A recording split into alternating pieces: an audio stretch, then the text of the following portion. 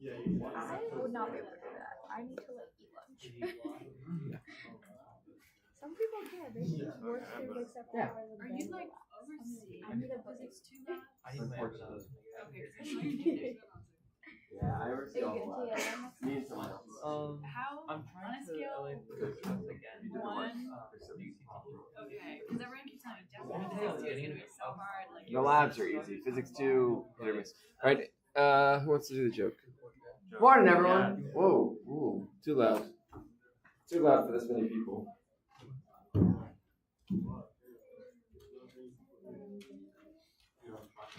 Good morning. I got the joke for today. I put my grandma on speed dial. Now I have Instagram. You can thank all your millennial older siblings for that joke. Yeah. All right. We are here, y'all. I mean, some subset of us are here. You that are in the classroom are here. You online are here in a different way. Anywho, last day of class. I mean, if you don't count the final as a class, we're just gonna I'm just gonna go through the reviews that I did before, just remind you all that they exist. Just quickly recap kind of all the things we covered, and then we'll do random problems as they arise. As always, I might be inspired and be like, "Ooh, that's one we should talk about." And then a little foreshadowing. I say foreshadowing. So this final review PowerPoint has existed the entire semester on web courses. If you go to web course, this has existed. And this was this wasn't really purposeful, but I realized it pretty quickly, and then I just didn't do anything. If you all had opened this, you would actually see that there was actually the free response problems from the test were actually here the whole time on this document, which is kind of fun. At least very, very similar versions of them. Yeah, very, very similar. They're slightly different. If you'd seen these, the test ones are very slightly different. But it is kind of funny that this document existed on web courses the entire time. And again, I kind of knew about it, but I just didn't really, I was like, if someone's so proactive that they look at the final review as a method of studying and they see this, then I'm fine with that.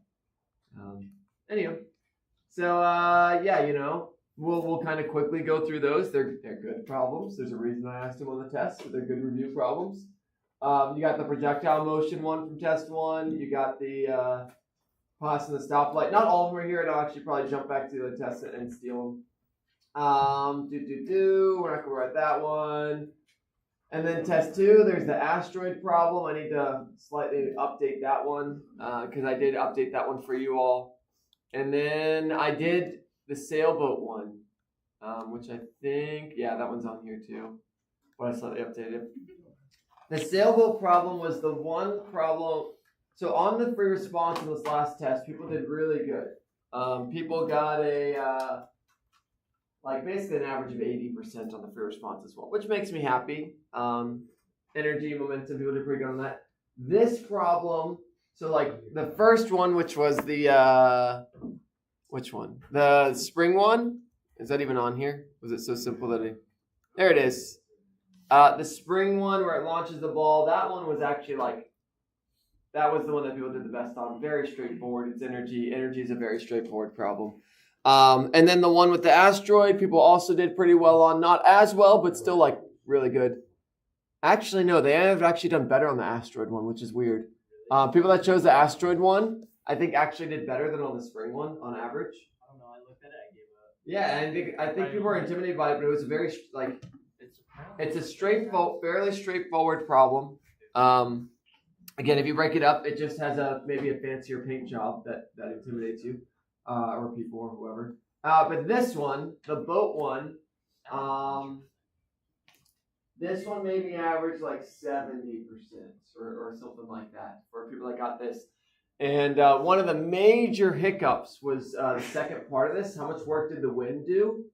And the major mistake that was made was people did this in vectors. People broke it into X and Y, and they found the work done in X and Y. And you can't do, that is gets you an incorrect answer. And the reason is, and I'll actually mention it now, and then, we'll come and do this problem eventually. The reason you can't do this problem in vectors, I had to think about it. I was like, why can't you do this in vectors? And the punchline, the long and short answer is this force is a non-conservative force. This is a non-conservative force. You'd be like, what does that mean? Remember, the path you take matters. A non-conservative force, the path you take matters. So if on part B, and again, we'll do this whole one eventually. If you did work equals FD cosine theta, and you decided to do like the work in the X and the work in the Y, you are assuming that this boat is doing the following path. It is going to the right, and then it is going straight up. You are assuming that that is the path it is taking, which is not what the boat is doing. A boat getting hit by the wind will not go exactly to the right and then exactly up. So it's like friction. The path you take matters. And so the path that this thing takes is actually going to be somewhat complicated because it's a force. So there's an acceleration. So it's going to do probably, let's see, it's going to do some kind of like parabolic motion because the force is, it's going to be more complicated than that. Honestly, like, I'm not 100% what the path of this would be because you have an acceleration in 2 dimensions and things like that. But it's not going to be a simple path. And so figuring out the distance of that path is not trivial. And so to that end, when you calculate the work done, you're not going to do FD cosine theta. You are going to do energy. Energy plus work equals energy final. And it ends up just being kinetic energy initial plus work equals kinetic energy final. We'll do it. So long story short, the reason I mention this, you do not want to split things into X and Y when you're working with scalars. Vectors, I've like hammered that into your all's head. X and Y, X and Y, X and Y, X and Y. When you're working with scalars, when you're working with things that aren't vectors, do not break into X and Y. It'll actually result in errors. So just one of those things that's good to think about. So let's take a glimpse into the past, y'all, and look at test 1 review really quickly. I'm not going to spend that much time on this, but I just want to, remember these PowerPoints exist. I'm not like re-uploading them or anything like that because they already exist. But, this was our first week, y'all. Let's remember way back. This is also an encouraging thing to you all of how much you've learned. Remember the first week of class, we talked about vectors. We talked about arrows and adding them and all that jazz. And it was a great time. So much fun. And you learned units. Now these are hopefully like obvious to you. The units for velocity and mass and position and displacement and time. And as you're all looking through this, just, remind you, look how much I've learned. Look how much I've grown in my engineering, physics, whatever path you're going. So there you go. That was our first week. And that has inspired me already to do a problem. So I'll add those problems to this slide as they arise. This is one we practiced in the last one as well. It's one of those things that I think is the most likely to forget. So that's why, Let's see. I have the following vectors A, B, and C. Don't worry, I'll draw them for you. What is A plus 2B minus C? All right, let's just make this as crazy a problem as possible. There's A. I'm going to make it nice and chunky. There it is. We're going to make B go a little bit down and to the right. And then we're going to make C go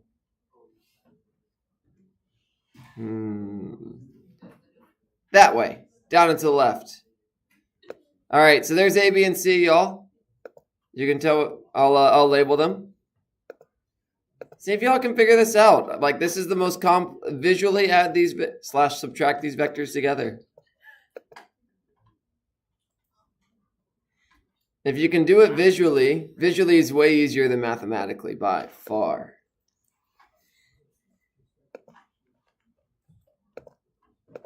Hey.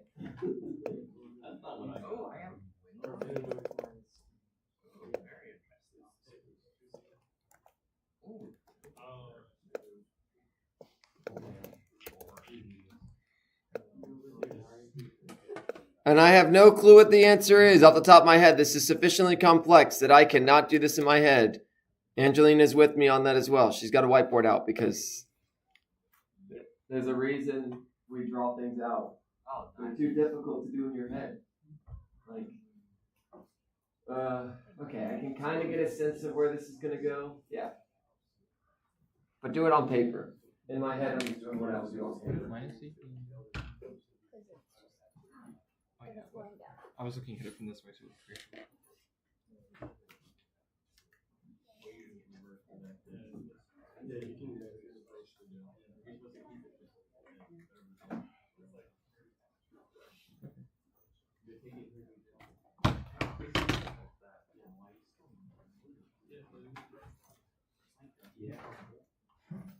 Oh my god.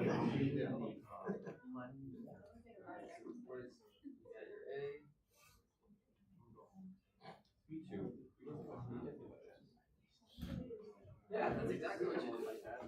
Yep. Yep. And you can actually just draw that one.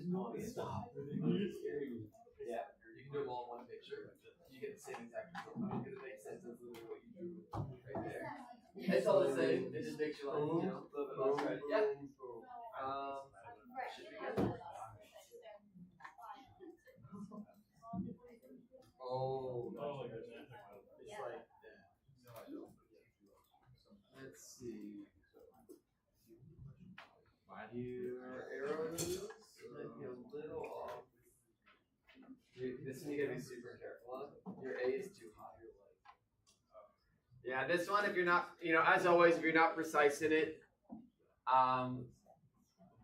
you will get slightly off.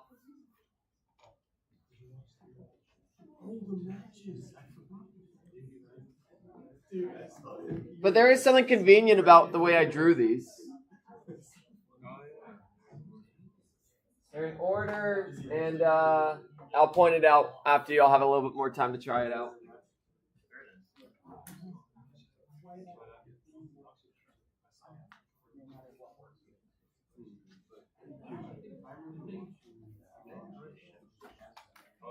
And I was sitting on church watching Looking good, they're looking good.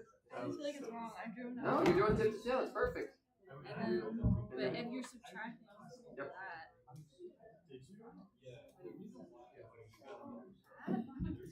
So think of subtracting a vector just as multiplying all the components by 10. So that means instead of pointing to the left, it's over 1 point. Instead of pointing down, it's going to point. It's literally the vector flip. The negative vector is a 180 flip on it. So you just draw that by 180. Yep. All right. So I'll draw the answer, and I'm going to cheat because I have this on Word. I can just copy these arrows. So I'm going to make sure my picture is absolutely perfect by cheating.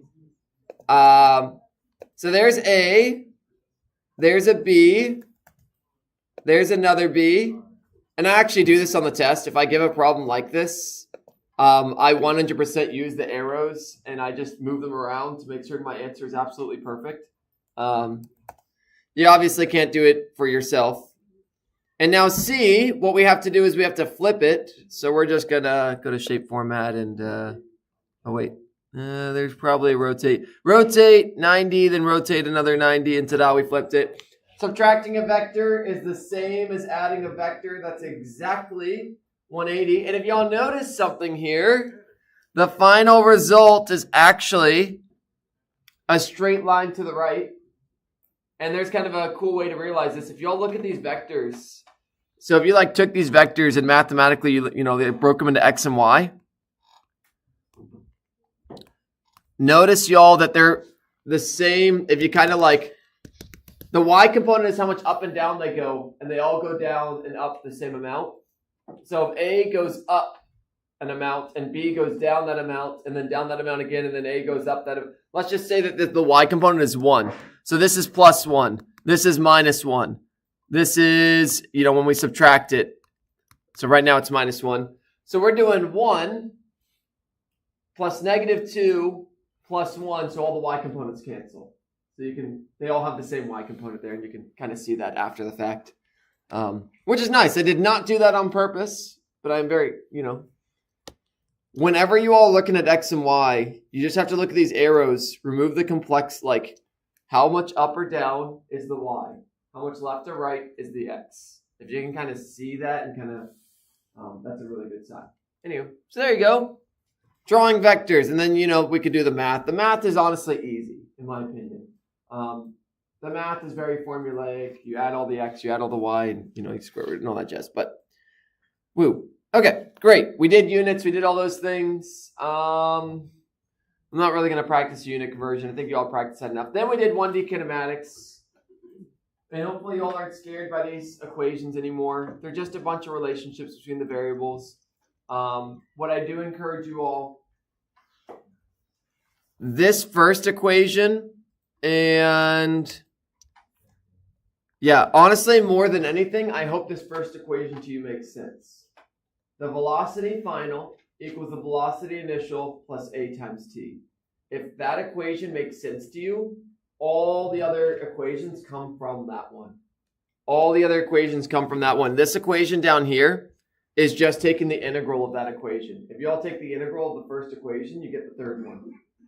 The second equation is just replacing a with average velocity. That just gets chucked in there.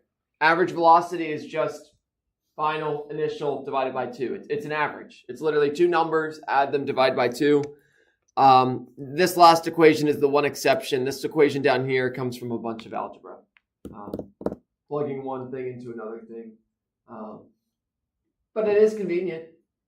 And pretty much every one of these equations, if you have 3 of the variables and you're solving for one of the others, because there's 4 variables total, one of these equations will work for you as is, which is nice. So an acceleration is always negative 9.8 on Earth, which then leads me to the next nice review question that I want to make up on the spot. And this is a test question that I think I've asked on both tests, because there's 2 ways to answer it. One is with energy, one is with kinematics. I drop, let's see, how do I want to word this to make it? If I drop a 1,000 kilogram spaceship on the moon and a bolt, let's see, a 1,000, 10,000, let's make it huge, kilogram spaceship is falling towards the moon. A bolt falls off the spaceship. Let's make it a 1 gram bolt. It's very lightweight. That's unrealistic. 50 gram bolt falls off the spaceship. As it falls, if the rockets on the spaceship never turn on, which hits the ground first? There you go.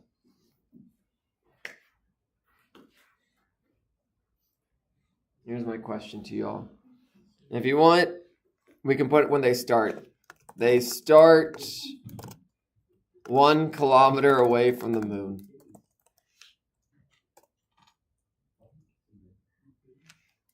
And are both initially traveling at 10 meters per second, which is slow in space. Yeah. Oh, sure. Yeah, that's a good point. So a variation of this problem, I believe, has existed on both tests because this is one of the most important, this is a very important concept in physics to understand.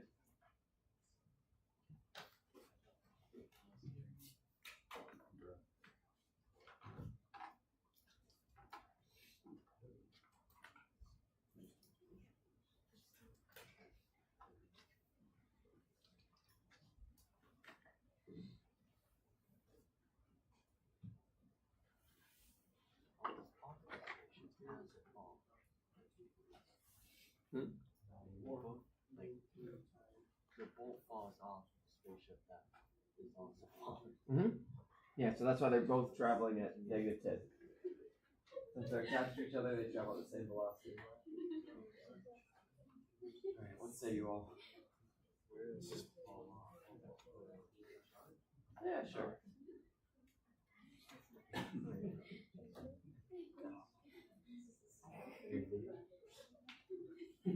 What say you, Conan?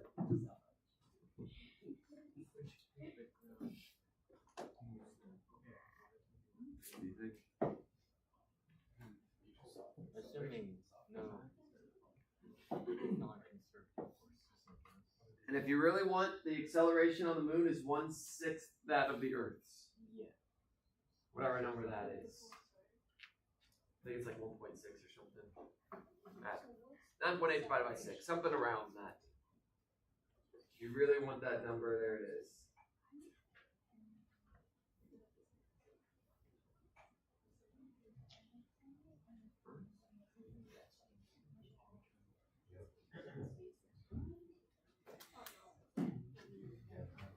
Alright, what conclusion did you come up with?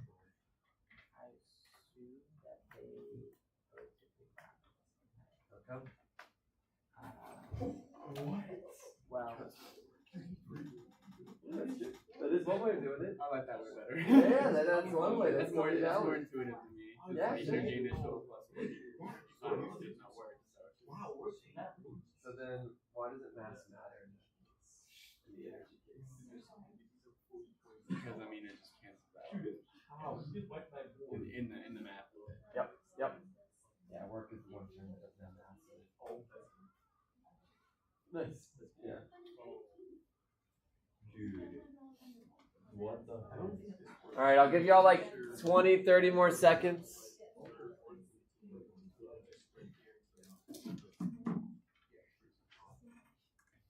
What did you all decide? Yes. The bolt. Okay. Oh, I heard the same. I heard the wall. Two different answers. Either you're both wrong or someone's right. At least one person is wrong. Justify your reasoning. It's what I feel like is the right answer. Right here. Yeah. Physics is part of who I identity now, and therefore it's part of who I am. So I inherited those abilities. All right, Connor, do you have a more logical reason? Because I was peer pressured into it. Oh, that's so these are both. Oh, snap. No. I didn't realize you didn't move. All right. Alright. So, you know, the grand reveal, if you write down all your givens, you know, if we like do this thing, we got mass 1 equals 10,000 kilograms. We got mass 2 equals 50, 0.05 kilograms. We got the initial velocity of both is -10. We have the acceleration is whatever 9.8 divided by 6 is. I don't know what that number is. Oh, it is 1.6. Yay. And we know their y initial is 1e3. And I'm writing a bunch of stuff, and some of you are like, why is he even writing this? And that's a good sign if you're asking that. So, we're trying to figure out who hits the ground first. So we'll say there's many things. You can find the final velocity or the time or, lots of things. Whatever, there's all the junk. And then you just go back to this and you realize not a single one of these equations has mass in it. So why do we care about mass at all? We don't. So that's the punchline. If everything's accelerating the same, it's going to behave the same.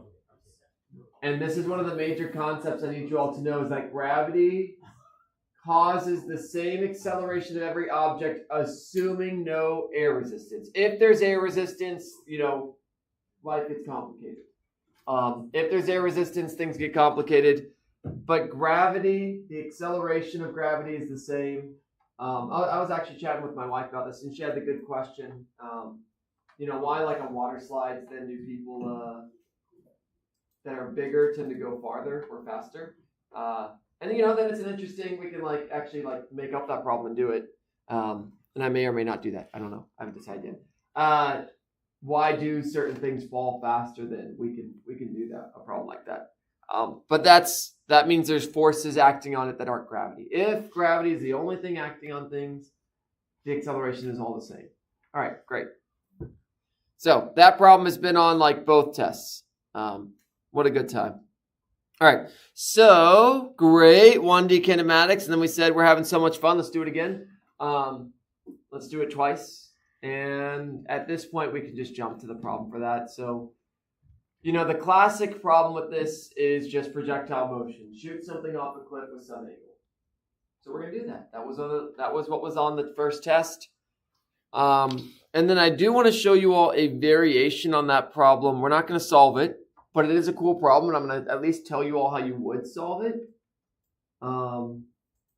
Because I realized it would have been cool if I had like given you all some problems that were extra complex for the people that this stuff is too simple for. So anywho, this is the problem from the first test. Someone throws a ball at an angle of 25 degrees with a velocity of 5 meters per second off a cliff, 30-meter high cliff.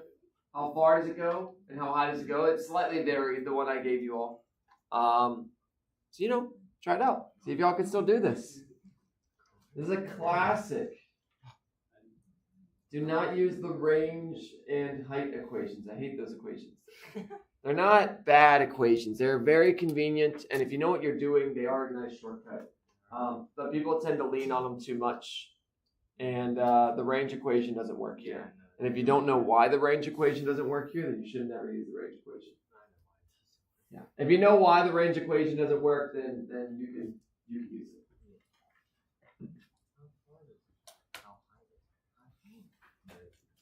And as always, draw a picture, y'all.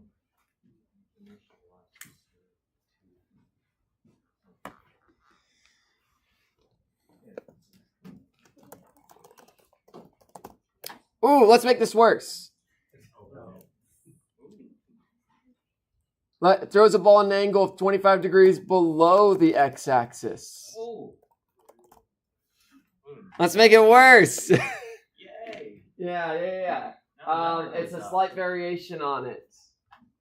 Well, now we know how high it does go. It's part of the fun, right? Yay. If you draw a picture, it reveals things.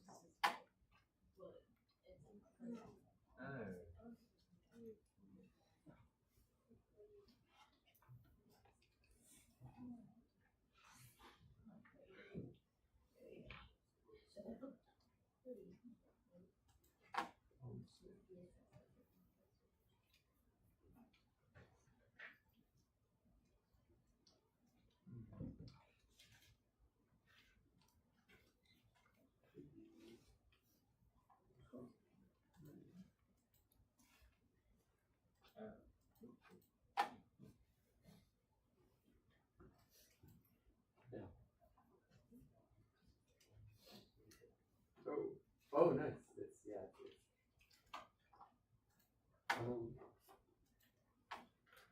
I'm both a little surprised it's not fast. You care one ball right up. So it did increase. Yeah, just to show that traffic real weak. Yeah, I mean, would it be 6 times faster than that? Probably more complicated. The s squared equals vi squared plus 2a delta x. It'd be the square root of 6.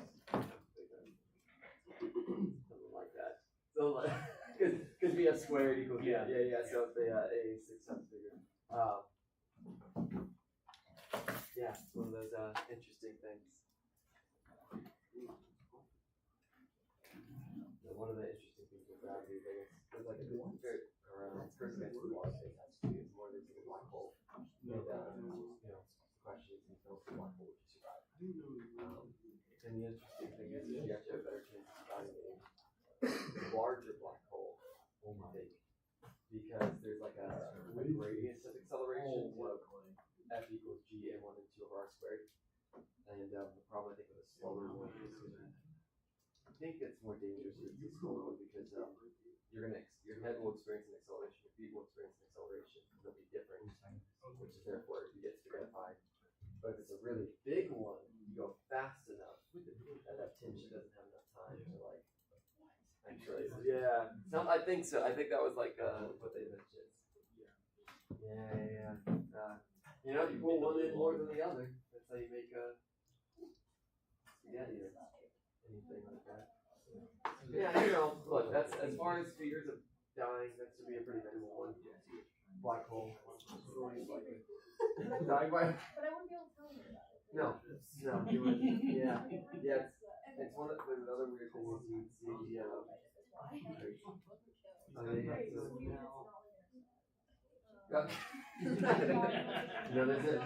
There's a really weird time gets slower for you as you get closer to it. All time is slower for you. You feel like it'd be the same. When everyone's looking out at you would see the time. If you were holding the clock, it would slower. So you would actually see everything that you just start going faster. And it gets really weird because the gravity is perceived to be like infinitely large and that doesn't work. Black holes just all sorts of weird. Yeah, weird. Yeah, maybe. Like it's super odd. Like I know black holes are just one of those things that like infinite doesn't exist, but there's things that are like effectively infinite and they do really weird things. No. All right, if y'all haven't realized it, the answer to the second part, how high does it go, is trivial. I was just about to say. It goes 30 meters high. If you throw something down, the highest point is where you start.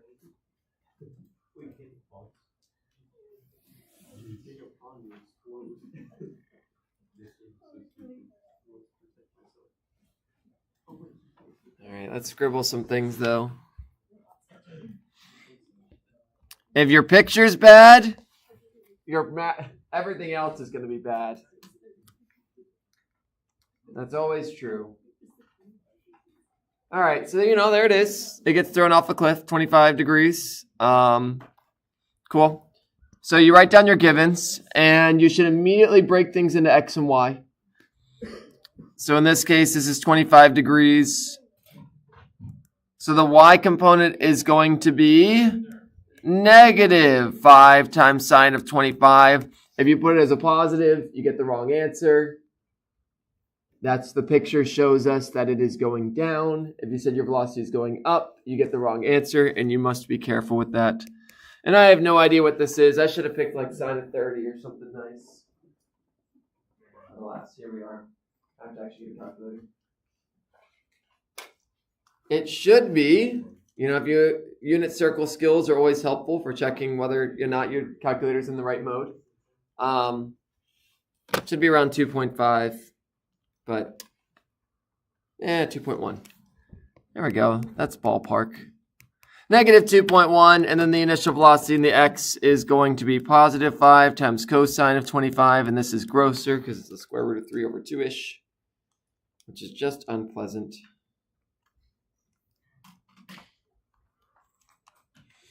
+4.53, positive. We assume we are on Earth, always a good assumption to make. Unless stated otherwise, we are on Earth. My y initial is 30. We're going to say the ground is y final is 0. You get to decide, but that seems hopefully very reasonable. If you really wanted to be crazy, you could say your y initial is 0 and your y final is -30, and it ends up exactly the same. Or if you want to be really, really, really crazy, you could say your y initial was 100,000, and then your y final would be 99,970. Just to remind you all, it's all relative. It doesn't matter what the numbers are as long as the difference between them is 30. That is if you all can understand this, you're going to learn about voltage in physics too, and it's the same thing. Voltage is all relative. When you all get to physics 2 and you learn about voltage, which is like the battery, you all get a 1.5 volt battery or something like that. It just means the positive side is 1.5 bigger than the negative side. It's not saying that the positive side is 1.5 volts. It's saying the negative side is a value, the positive side is a value, subtract them and it's 1.5. This is also why birds can touch electrical lines and not get electrified, not get absolutely destroyed. They're touching a voltage and it's the same voltage everywhere. If you hold two parts of a wire, okay, well, it might run through you. No, it won't run through you. If you're holding a piece of a wire, what are those things called? Power line. If you're touching a voltage of 10,000 here and 10,000 here, nothing's going to happen because it goes from high to low. If it's all the same, if I'm on a flat floor, nothing happens because it's that same height everywhere. Voltage is kind of like height. So I mention that now because voltage is one of those concepts that's notoriously tricky for people to understand. It's like height, but for electricity. Voltage is like height, but for electricity. So if you can understand height, you can understand voltage. All right. So 30 meters, let's just go with the easy one. And then, we say, what's the limiting factor? We're figuring out how far it goes. We're solving for XF. We're solving for Y max. Remember the mantra, if you're doing this stuff, you got to find time. It's going to have to happen. You got to find the time it takes to fall. Many ways you could do it.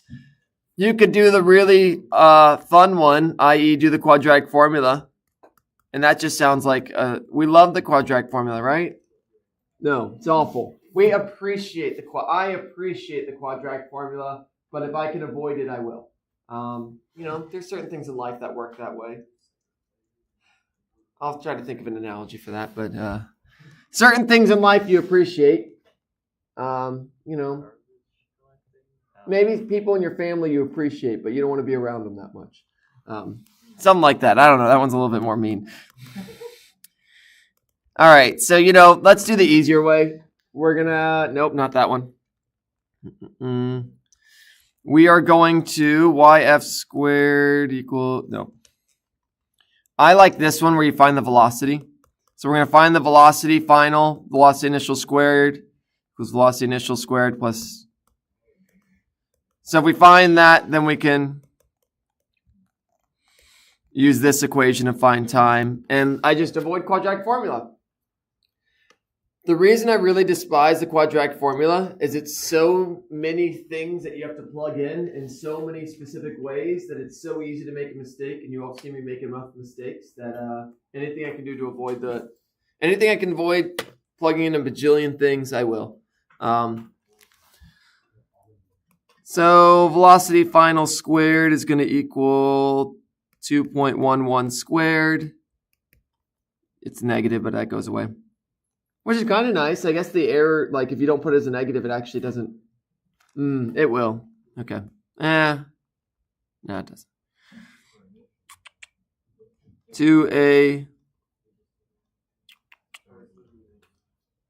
And my delta y is 30, and my a is negative 9.8. So what is kind of cool here is the velocity that you hit the ground with does not depend upon whether you're going up or down.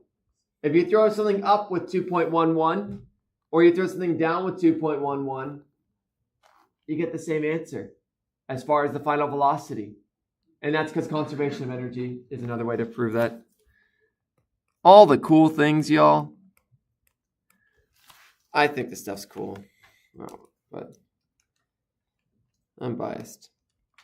I chose to get a physics PhD, so. I am the minority. All right, let's see. I'm getting non-real results here, so I did something silly.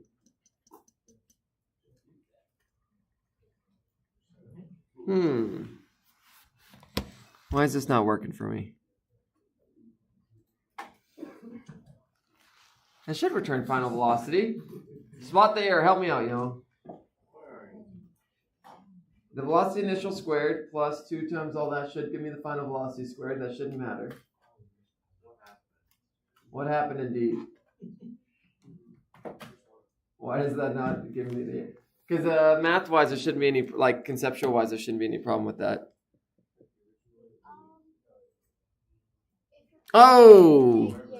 There we are. All right. This is actually a good exercise for you all. So thankfully, this thing spit out. I say thankfully, this thing spit out an error. And yeah, why? So the reason I'll give you all like 10 more seconds. You kind of might have seen the number I started to erase. That was the error. My change in y is final minus initial. My final is 0. My initial is 30. 0 minus 30 is not 30. 0 minus 30 is negative 30. Because I knew this equation should work. There was no reason it shouldn't work. The negatives should have canceled though. And we get that VF equals 24.34. And if you divide that by 9.8, I really wanted to fit this all in one slide, but you know. I just put acceleration positive. Put all the reference positive sources around. Yeah, that'll work as well. It just depends who Boom, boom. But the good news is sometimes your calculator will find the mistake for you. If you ever get your calculator saying non-real result, that's usually a signifier that something is off. Either you should not be using that equation, or you plug something in wrong. I can't say which one's more likely. All right. Oh, here's where the mistake's going to come in. If you all say that the answer is 24. If you say that the velocity is 24.34, you're kind of wrong. It's going downwards. These are the tiny little details. These plus and minus signs, you forget them. Things don't go well.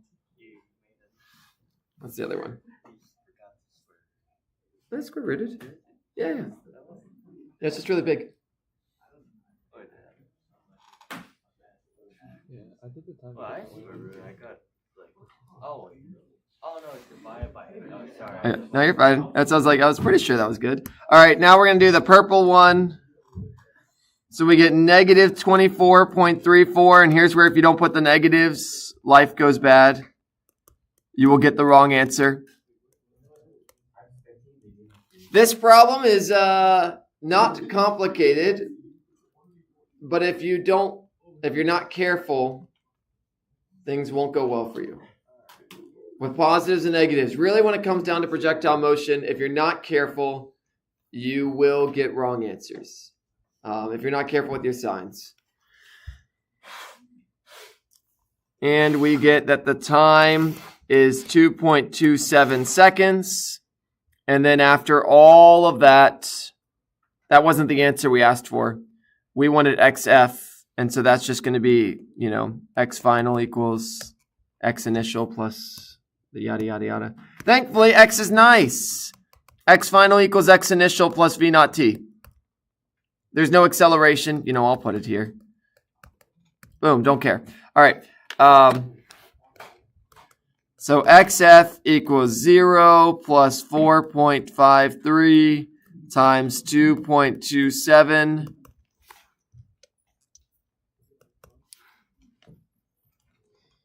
Kinematics problems are really just a test of are you careful with your positives and negatives, and can you work with a few equations? Like kinematics problems use kind of a lot of foundational skills. The setup isn't too bad, but it's the subtle things that'll get you. And it's can you work with a few equations and mix and match stuff. All right, so there you go, 10.28. Can anyone confirm that I got that? Did someone else get that as well? Great. Okay, good. Yeah. It's always good to double check my work. If you all weren't here, I'd check it into ChatGPT or something. If this is me making a problem for you all to test, or I'd send it to. Previously, it used to be I'd have to find another physics person to check my test questions and things like that. You are never so trained that you won't make a mistake. There's never a point in your life where you'll become so awesome that you'll never make a mistake again. As long as you're a human being, which as far as I'm aware, that's true forever for you until you die, you will make mistakes. All right.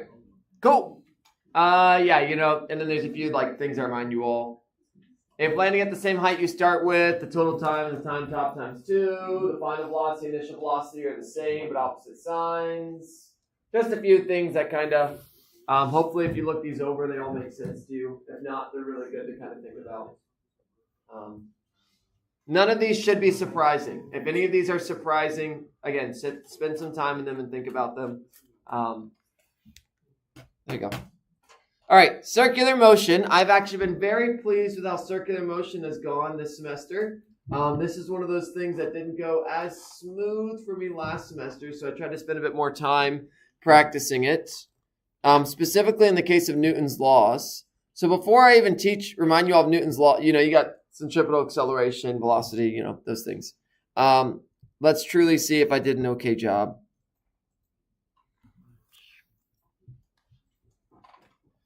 Let's do the first one. A car is going in a circular path with a radius of 10 meters. How fast can the car go if the coefficient of friction is 0.8?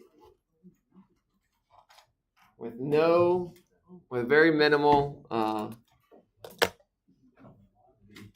mentioning. How the heck how do you solve?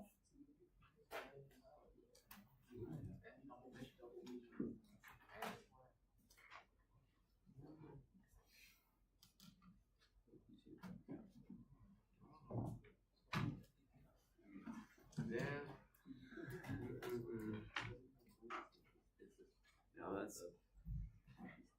does not offend me at all. I wasn't in town Monday and Friday, so I can't fault people for not.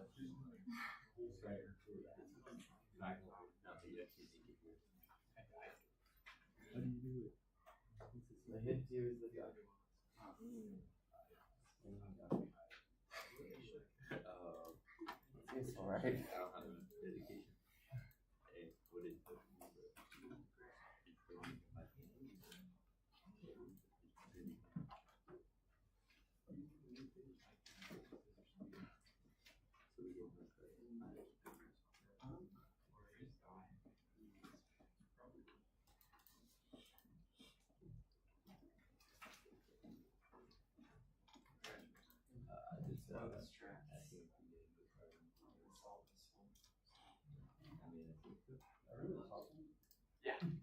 Yeah, we're on the top one. If you get that one, feel free to do the bottom one. Here, I'll get the answer for y'all. Yeah. Okay. They get a sheet of paper, whatever they want. It's probably overkill. Oh, a sheet of paper. Yeah. It's probably a bit overkill. Maybe in future semesters I might reduce it, but it's what I've already committed to. Do as you wish with it.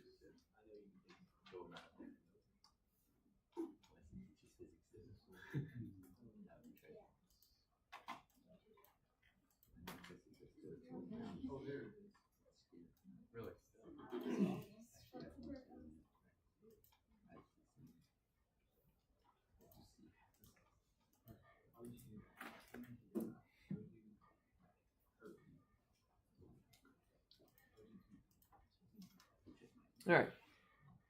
So I'm fairly confident. Yeah, I didn't write it out, which isn't ideal, but if I wrote it out in here, then you see the answer. So that the answer is 8.85.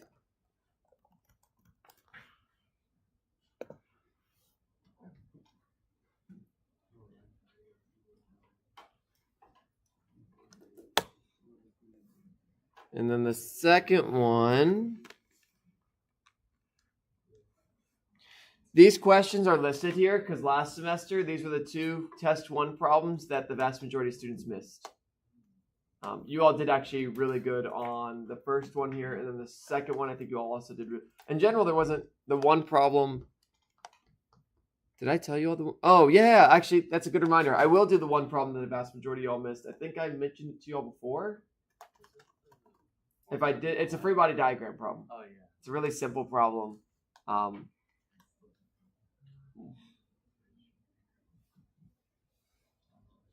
I just need to teach it better.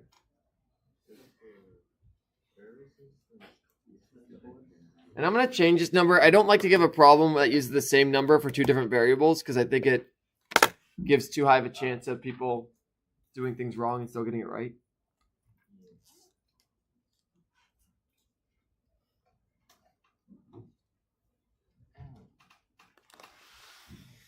All right, and I'm fairly confident.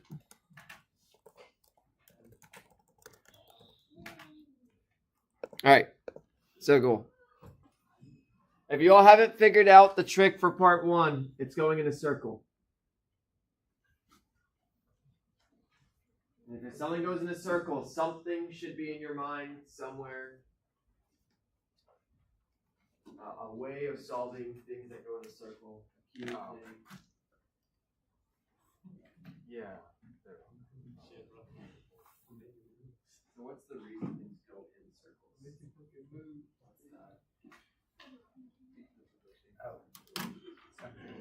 It is. And that force is equal to a very special math equation. All the forces pointed inwards or outwards, something going in a circle equals.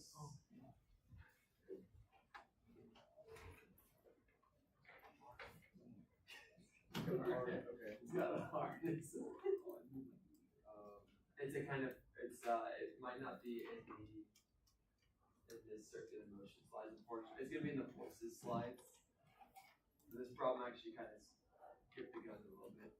It's, do you know what the thing for? Okay, great. What happens if you multiply centrifugal acceleration by mass?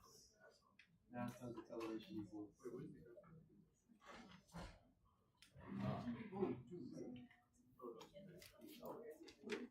What's the name for it? If you multiply mass times acceleration. Oh, velocity.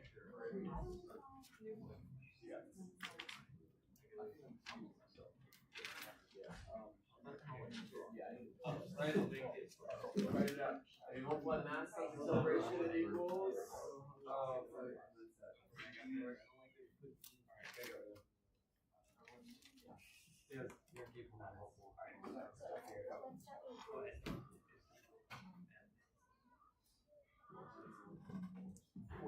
So the key here is that it's going in a circle, and he has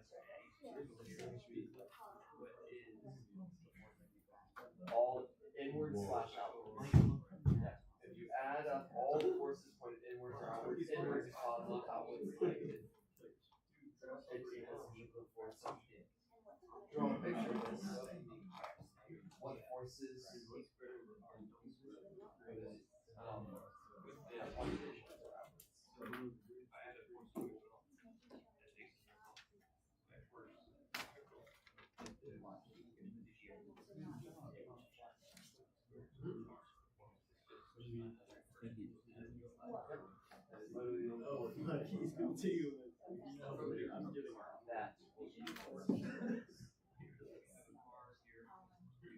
All right, so as always, y'all, drawing a picture helps.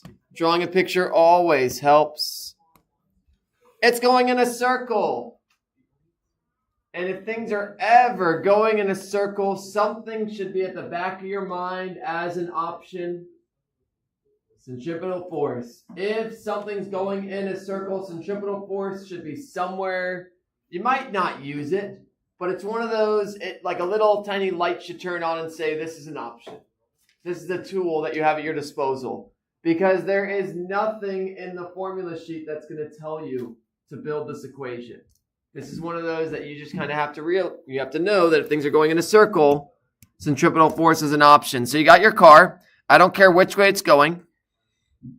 And in this case, it says how fast can it go if the coefficient of friction is 0.8. And it seems like a crazy problem, but this is one of those, once you do these types of problems enough, you kind of intuitively will jump to this is the process.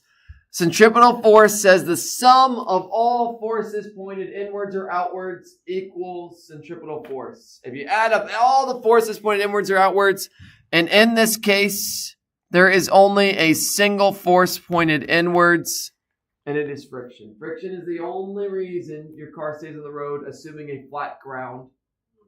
If the ground is sloped, it's a whole nother type of problem that we didn't go over.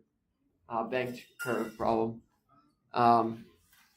So this problem ends up being that centripetal force equals all the forces pointed inwards or outwards, in/out, i.e. mv squared over r equals the force of friction So mv squared over r equals mu mg. In this case, force of friction is mu at the end, and then it gets replaced. And look, you don't need to know the mass. And that's a really common question I get during tests when I give a problem like this. On the test, people will say, do I need to know the mass? And I'll say, make up one. One. Doesn't really matter. The mass of the car could be 1 gram, and the math would come out identical. The mass of the car could be 10,000 kilograms, and it's the same. If you all are then wondering why do semi-trucks and things like that have to worry about going faster on turns, it's not because of sliding off the road. It's because the torque. They're taller. So they actually might rotate. Their vehicle might actually rotate about the ground. So if your vehicle is tall, you have to be really concerned with tall turns or with turns because of the torque. It's a torque problem. The top of your car, there's a torque acting on it. The friction points inwards. The top of the car has nothing holding it, so it wants to twist. We didn't do a problem like that, but it would have been cool too. Maybe one day. That's one of those cool stretch ones I could have given. Anywho, at this point you just solve. And then if you all haven't done the second one, try it out. Draw a free body diagram. Anytime you all hear about forces, anytime a force is involved, you should draw a free body diagram. That's a good rule of thumb. If a force gets mentioned, free body diagram, guaranteed, draw it. I can't, there might be a problem or two where you don't end up needing it, but that's just a good practice.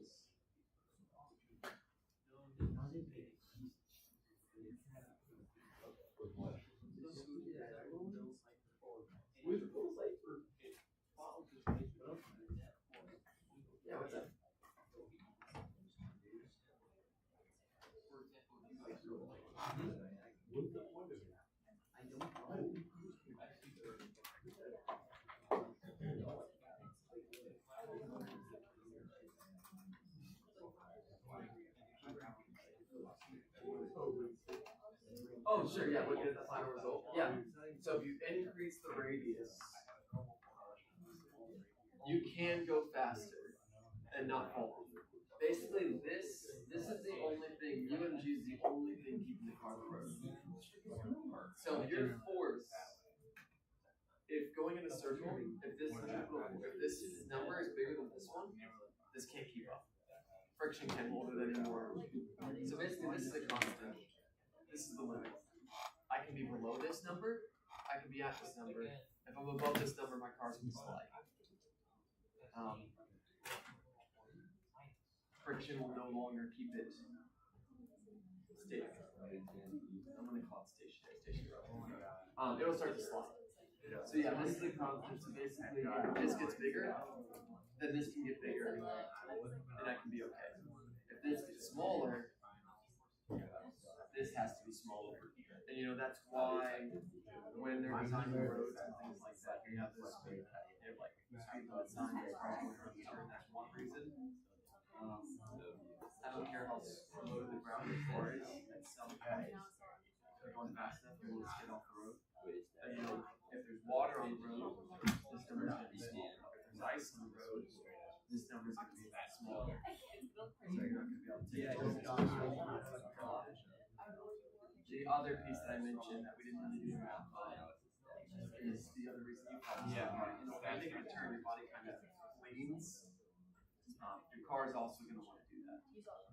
The bottom of you is touching the floor, so you're kind of attached to there. The top of you is not attached to anything. The car is the same way. The bottom of the car is touching the floor. Friction kind of holds it there. The top of the car, can do whatever it wants.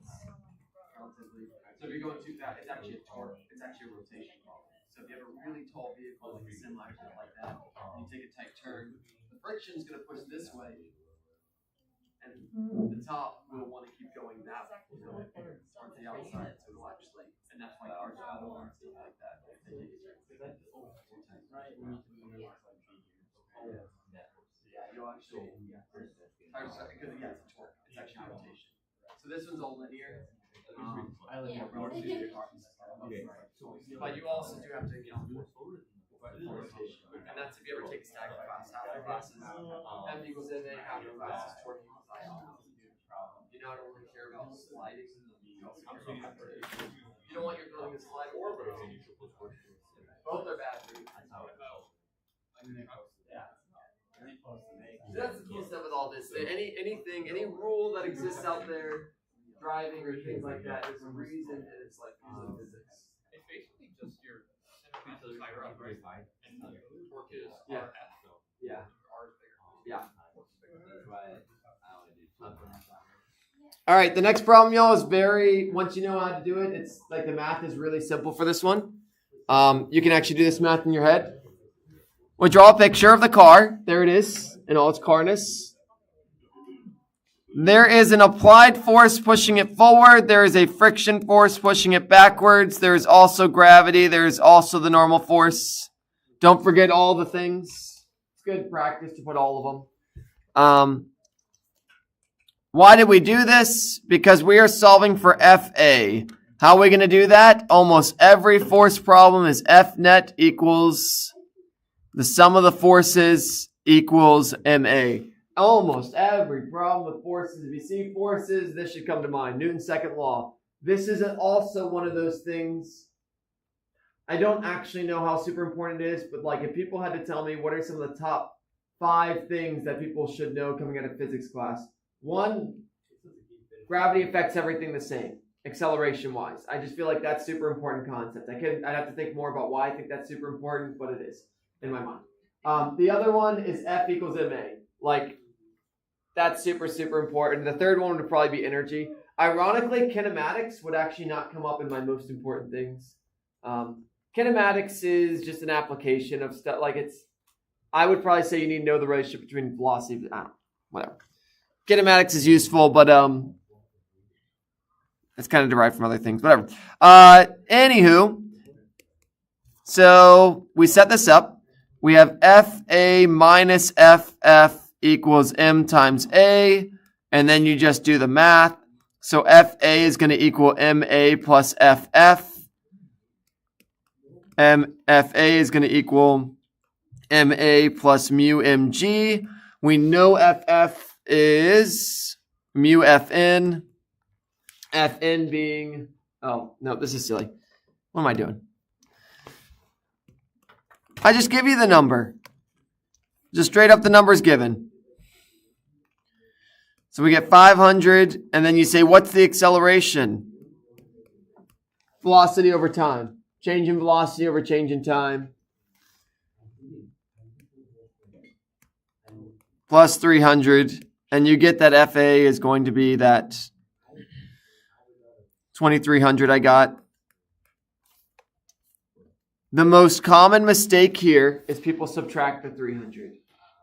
People mix it up and they'll put the answer as 1,700. If I give this problem on a test, I can guarantee you one of the answers will be 1,700 and it will be wrong. You got to think if it makes sense. Is the applied force going to be bigger or small? It needs to be bigger. I got to overcome friction to accelerate this way. My applied force better be bigger than the net force because friction's fighting me. I'm losing. The applied force is losing some of its force to friction, air resistance, those things. So, anyway, small, like it might seem like a tiny thing. But if you put 1,700, there is some understanding that is incorrect, which will result in you missing it. And if you're just careful, you'll be all right. If you draw the free body diagram, if you know that to the right is positive and to the left is negative, all of those things, you're going to be all right. If you forget any of those things, that's going to mess you up. Math is always trustworthy. Math won't do you dirty, but if you use it wrong, it will. If you set it up wrong, yeah, it ain't going to go smooth. Okay. So there's forces. So we kind of worked a bit backwards there. Newton's laws, F net equals ma. Sum of forces equals ma. Also, do not forget the other Newton's laws. There will be conceptual questions. They were on the first test. They'll be on the final. The classic that I gave you all is a fly and a truck hit each other. How do the forces compare? They are different. They are the same. They are the same. Yeah. And really what I hope I can convey to you all, this one's one of those, it'd be cool if I conveyed it to you all. If not, it's acceleration that matters. Force tells you absolutely nothing. If I tell you I push an object with 1,000,000 newtons, what's going to happen? You do not have enough information to figure out what's going to happen. If I push the Earth with 1,000,000 newtons, nothing happens. If I push this pencil with 1,000,000 newtons, a lot's going to happen. What's the difference between this pin and the Earth? The mass. If something accelerates with 100 meters per second squared, you can tell what's going to happen. Okay. You can tell its velocity is going to change rapidly. That might be speeding up or slowing down. So there's a little bit of even caveats that you don't exactly know what's going to happen. But you definitely know that if I told you all that you accelerate or something accelerates with 150 meters per second squared, whatever that object is experiencing that's a crazy scenario. I don't care what object it is. That's the Earth, the pencil, anything that accelerates that much is doing something crazy. It is speeding up or slowing down drastically, like insane amounts. So you kind of get more information from acceleration. Force doesn't tell you much unless you have mass. Or, if you bought a piece of equipment, they might tell you that this equipment can withstand this much force acting on it. You got to have some kind of thing like that. Anyway, don't forget those things. And then, free body diagram, just did that. Don't forget X and Y, all that jazz. For the sake of your brain, and not putting too much on it, we won't do the slip inside problem. But because I'm not going to ask a problem like on the test, but it is an interesting one. I think it's over complex for what we need to do. But don't forget about inclined planes, y'all. The slip and slide is just an inclined plane with friction. That's all a slip and slide is. This big old slide that you ride down. And anytime y'all go to a theme park or a water park or anything like that, just think of the physics. It may seem stupid, but what's cool is you'll get to experience what I experienced, which is being really interested in it and being surrounded by people that don't want to hear you talk about it at all. The joys of going into the field you're going into. It's really hard to convince people to listen for like more than 10 seconds. You're like, I don't want to. Why do I care? I just want to ride the ride. Yada yada. Just want to be ignorant to the beauties of reality. Anywho, that's my struggle in life. It'll be yours too. And yeah, there's centripetal force. So yeah, inclined plane, y'all. Don't forget about that. The major thing that you all need to remember, one, you could just have these equations written down in your notes or whatever on your formula sheet, but that's boring. Remember, y'all, that gravity points down, and if you draw this arrow, if you draw this triangle, this angle and that angle are the same. And we spent some time on that, and you can, figure that out for yourself if you want. X, Y, and this is FGY. At this point, I'm not going to spend too much time on it. And that was test 1, and you had a lot of fun with it. It was so good. The average was solid. I think it was like a 75, 74 or something, which I'm really happy with.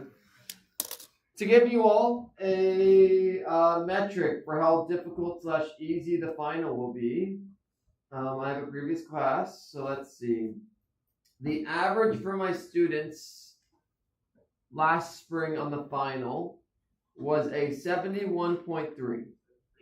Okay, and that's not going to be a useful number to you until I mention the following. Their test 1 average was a 68.7. So the test 1 average, so the better metric, last year, or in the spring, the students scored on average 3% higher on the final than they did on test 1. So, you can make the argument it was easier for the average student than test 1. Or, some kind of thing like that. On test 2, they got an average of 73. So on average, it was 2% lower than test 2. So, it was basically dead middle of test 1 and test 2. Yeah. Difficulty-wise, the final is halfway between. I mean, it makes sense, right? If you average test 1 and test 2, that's most of the final. So that, it should work. So if y'all take the difficulty of test 2 and the difficulty of test 1, the final is in between the two. Makes sense, right? That's good. Yeah. Do you have any kids drop the class after test 1? Oh, yeah, not many. Yeah, in general, I don't tend to get too many people that drop the class for varieties of reasons, but yeah, not too many. It is a good point. But that's just the same case will very likely happen here. Test 2, your all's average was like an 80. Test 1, your all's average is like a 75. I expect the average in the final based on previous to be like a 77. Something like that. If it is, that's like a really high for a final in a physics class. Trust me, it's going to get worse for y'all as time goes on. Like your class are going to have averages of 60s or worse. Good. That's ideally how you want to enter into the final of any class. You know, that's not always how it pans out, but okay. This was just the one. I'm not going to spend the time. I'm just going to quickly show it. I want to get to the test 2 stuff. And Jill passes Bob at a stoplight. Jill's traveling at a constant 20 meters per second. If Bob's initially at rest and accelerates an acceleration of 4 meters per second squared, how long will it take Bob to catch up to Jill? Realistically, a human, I don't think can accelerate this quickly. Definitely not. That would be. Yeah. Oh wait, this isn't a car. Yeah, it's a car. This is a car. It's fine. It's fine. Bob is in a. Jill and Bob are both in cars. It doesn't specify that, but they're at a stoplight. So yeah, someone cannot run. Remember the metric, y'all. 60 miles per hour is 27 meters per second. That's a really useful touchstone. I clearly almost forgot about it, but I kind of realized that I needed that touchstone when I was teaching the class. Anyway, see if y'all can figure out the trick to this. This is a problem that has a trick to it. I'll give y'all some time, and then I'll put the trick down. Just start.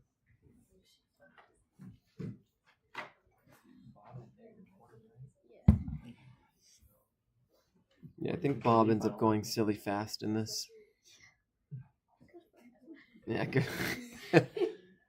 You know, it doesn't say there's any speed limit, so if there's a stoplight, probably the speed limit is 45 miles per hour or something.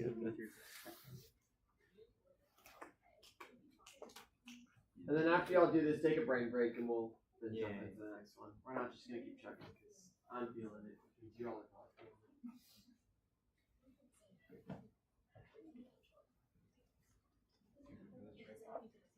How long?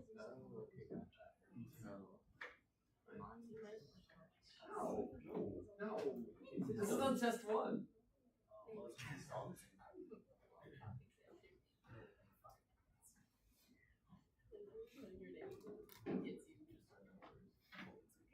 You don't know the distance. I don't think you do part B with no. Because the correct way of doing it has no. Yeah, but I mean, it's good. You know, I've been wrong before, but. How many questions is there? 10. Okay, there is maybe a way you could do 40. There is maybe a way you could do this with energy and work, but my gosh, that way what? Way more. Or is it way more? Way more work. Yeah, gosh, you'd have to find the final velocity in this case. Because then you have to find. No, that still wouldn't do it for you. Well, if you could find work, you could find. It's like so convoluted that you DR and you could do that line. to use work. To use work, you'd end up just using the easy way, like in between, and then probably resolving for it. It'd be one of those like adding 3 and then at some point subtracting 3. Like, oh, I got the answer, but you just add 3 first.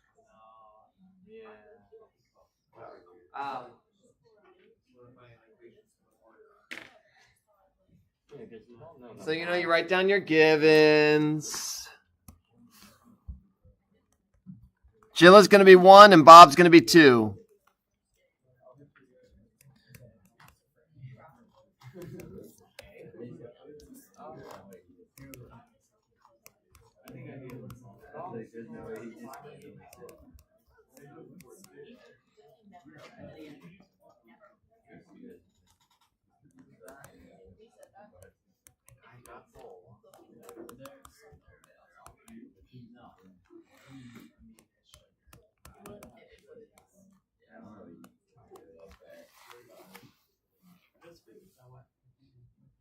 All right, so step 3 is where you got to realize the trick. I say trick. Yeah, I'm just gonna call it a trick. Anytime you have a problem like this, you have to realize you have to set things up as special. It's not just plug and chug. Yeah, you have to figure out what the heck to plug into, and there's a small detail. Do they have the same? The most common mistake I saw in this was doing the wrong equivalency. Do they have the same velocity when they catch up to each other? Yay or nay? No.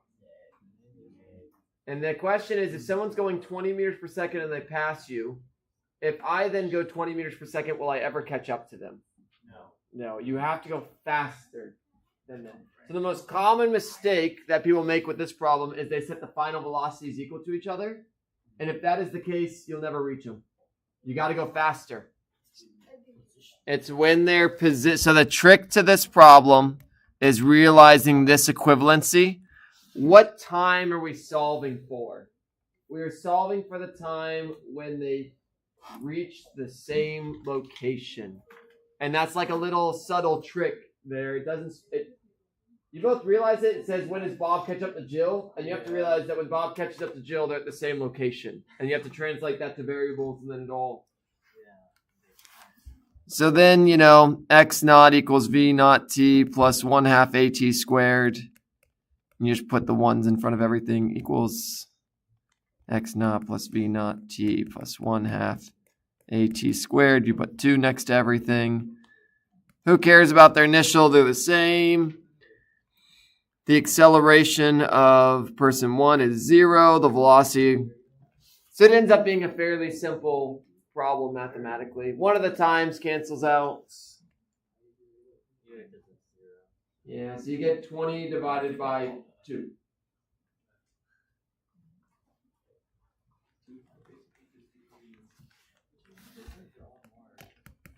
So it takes 10 seconds, which does mean that Bob's going kind of silly fast. Bob's going 40 meters per second in this one. I realized that after, so in the spring I gave this problem as is, and the numbers were this, and I was like, hopefully no one realizes these numbers are a little silly. Your all's test, I did tone down the numbers to make them reasonable. 40 meters per second, y'all, is like 100 miles per hour or something stupid. Yeah, the reality is your car is not going to accelerate at 4 meters per second squared for a consistent time. Like, that's really hard to do. That's a lot of acceleration for a car to output. You can do the math, actually. If you're accelerating at 4 meters per second squared, how long will it take you to reach 60 miles per hour, i.e. 27 meters per second? You just do 27 divided by 4, and that's 6.75 seconds, which is, it doesn't seem like that much time, but I think for most cars, I don't know. Maybe most cars could do that. The Cybertruck, I know, can accelerate with 9.8 meters per second squared, which is really fast. That means a Cybertruck can go 0 to 60 in 2.7 seconds, roughly, which is it's pretty silly fast. Anywho, the next problem, y'all, is just the same thing that we just did. I'll put it here for the sake of it's literally the exact same problem that I just did before, where F net equals the sum of forces equals MA. So FA minus FF equals MA. Exact same problem. So long story short, the answer is 2,500 newtons. Same thing. The most common mistake is people subtracting instead of adding.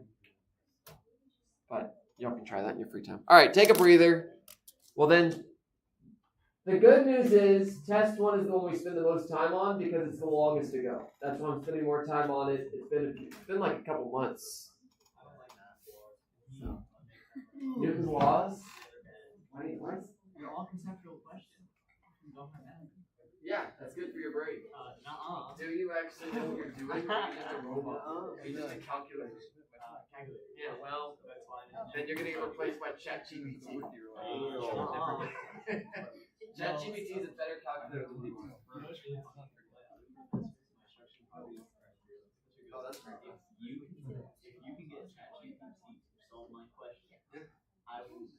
deserve, they just like go, do not solve the question right here. Is that actually true? You won't solve the problem. I had only a couple problems where that occurred.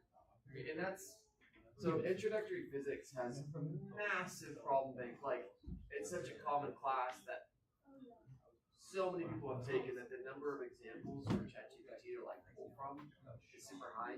But yeah, as you get into more niche things, there's less out there for ChatGPT to learn from. So it does start to become less useful.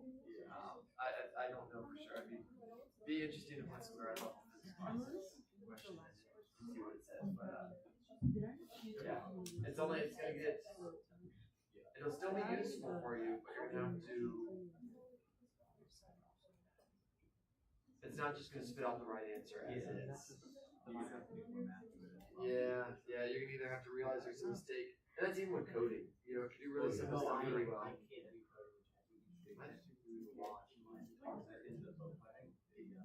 You can't. Oh, it's great. Oh, what? Well, so that's because if it's sufficiently complex, you just gotta figure out why. Because I used it, this semester for two things that I otherwise, I might have been able to figure out eventually, but it would be really hard. One of them is I used it to write a script that schedules all the TAs for me. 55 or 60 TAs. You know, we have like hundreds of shifts. It's great. It works. Yeah. We have a lot of the labs run from 7:30 a.m. to 7:30 p.m. 4 different rooms. All like those rooms have people in them all day, every day. So it's because there's so many students. Yeah. It's something that you don't notice, especially like the studio class. There's only like 2 studio classes. And this room has classes in it. Almost every room. I mean, UCF at the end of the day, one of the biggest limiters in how many classes they can offer is physical space. Almost every room is utilized.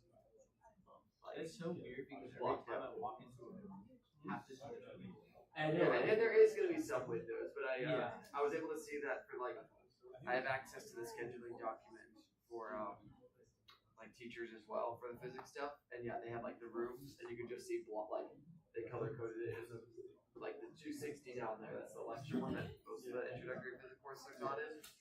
It's blocked out all day, all week. But you know, that's one of the pushes. Online learning is one of those that benefits universities more because it literally lets them work classes. But then we still have to come to labs for certain classes. I don't have online learning. Example of coding. I gotta come to in person classes. Very good. How did your book project? I didn't do so. I was an engineering student for one semester, so I did the. Do y'all still do the maze? We do part. So basically, they make a wall. So it's a wall like color barriers, and you have to create a catalog. You know those little IR robots? Yeah. Yeah, that's the one that we. Yeah. You basically use gyro to. Were you finding one of an already outline and Because it's a class. yeah. To the center of course. Give them your database and be like, what my team did is we did it all. Finding a terror Oh yeah, no, we didn't say so. So is it still a maybe? Like, so there's still like a. Okay, so there is that was ours is a maze where we had little robots and they had to make a maze. And ours didn't work. The thing is, like, you don't even need any like. I'm reading this. Straight up.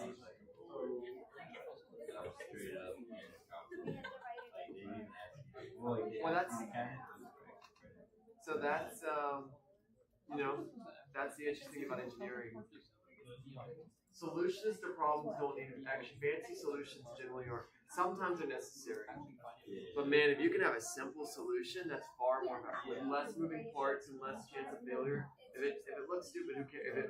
If it works and it hits your parameters. So that's the fun thing with engineering. Is there's no right way to solve a problem. You just gotta find the most efficient way, the cheapest way, the most reliable. Like all these constraints. Yeah.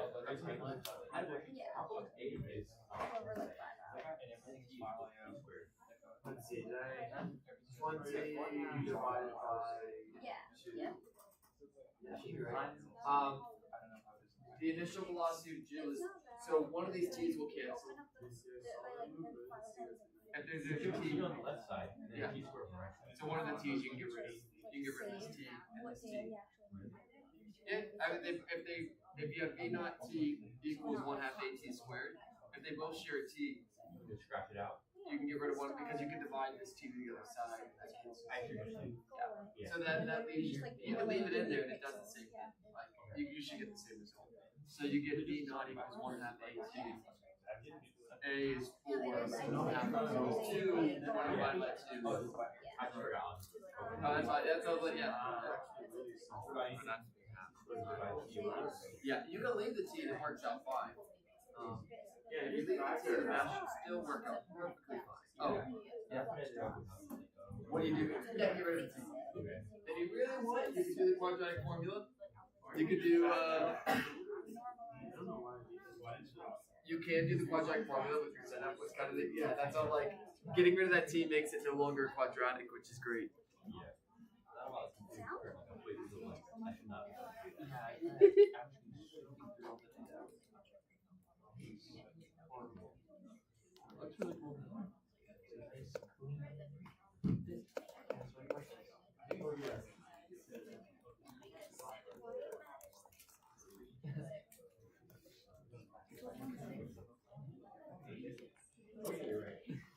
All right, let's jump over to test 2 now, which actually was, test 2 should be way more fresh in your brain, so we'll go a little bit quicker with this one. And the same thing, I'll make up random problems as the need arises. Let's double check that yeah, okay. So, boom, test 2 review. Again, this was less than a month ago. 11.7 is when we did the review for the test. So, you know. Hopefully fresh in your mind. Remember y'all energy. So bread and butter, energy initial plus work equals energy final.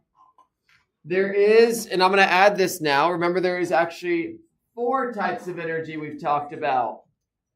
There's kinetic energy translational. There's potential energy gravity. There's potential energy springs, but we also now have rotational. So that's, something new, but might as well put it here.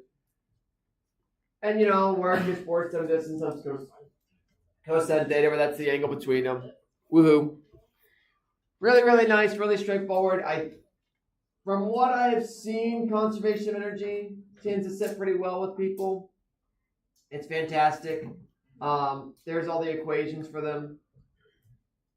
And there's rotational energy too, but I'll make that. Energy is joules. I don't care what kind of energy it is.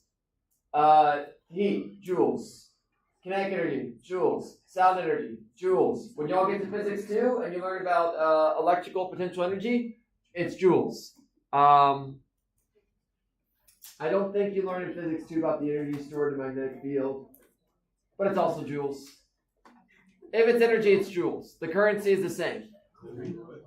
Energy, yeah, my friend put it a good way. Energy is a currency. You can use it you can change it for other things. It can change from one form to another, but it just gets exchanged. Like money. Yeah, the exchange rate is, well, if your efficiency is 100%, the exchange rate is 1. Sadly, you always kind of lose some. But yes, if you added all of it up, yes. Hours work divided by time. Fantastic. We got momentum.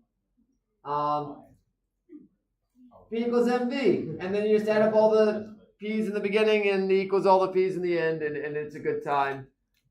You do have to break into x and y components, and I will actually jump to that problem we'll do the asteroid problem. A lot of people didn't do it for the test, so, we'll just do it now. Part A was it's just the negative factor. Yeah, and I'll also, the one that I wrote here is slightly different. So we're going to do the one that I gave my students last spring. It's very slightly modified. Don't worry about this slide. That's gone. Okay. Try this out, y'all. The first part of this is not the same as your all's test, but it is useful. So this will look slightly different than the one I gave you on the test, very slightly. A 20 kilogram asteroid traveling with velocity vector 70I minus 60J. How fast do I need to shoot a 3 kilogram projectile to stop this asteroid? Up to you if you want to give me that answer in vector notation or the magnitude. Either one's fine by me. Alternatively, we can blow up the asteroid into 2 pieces. If one piece is 12 kilograms and it flies off with a velocity of 30I minus 20J, what is the velocity of the other piece? So try these out. We can either go Armageddon on it or the DART mission.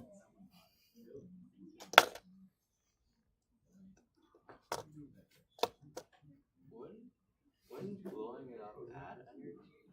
No. So what's really cool, yes, we don't care about energy when it comes to this. Momentum doesn't care about if energy is added to the system. The only thing you care about is if there's no external forces. So like this explosive was kind of in it, and that there's no friction or things affecting it after the separation. Whatever's happening during it, we don't care. We don't care if it explodes. We don't care if someone like chiseled it and eventually knocked them apart. You don't care, which is really, really cool. As long as you can account for all the pieces, and as long as there's no like friction, or as long as there's nothing affecting it after that, then we don't care. Which is really cool. And the answers are going to be numbers. Yeah. Give me some answers. I want to let you put the answer. No, you're fine. You're fine. That sounds like I just was starting it as well, but I'm like, yeah. I guess we should double check them here.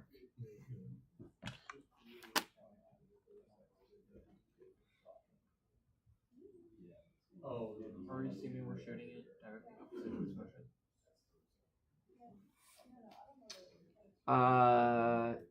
Well, we would have to. Yeah, that's like, I don't think there's any other. Yeah, that's kind of the question. There is only one answer of how to hit this thing. Which, you know, is nice.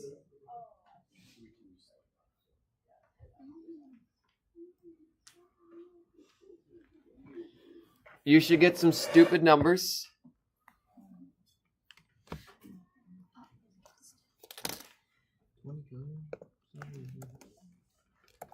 $466.67I. Oh, you know what? I'm just gonna put the magnitude and then I'll put the vector after.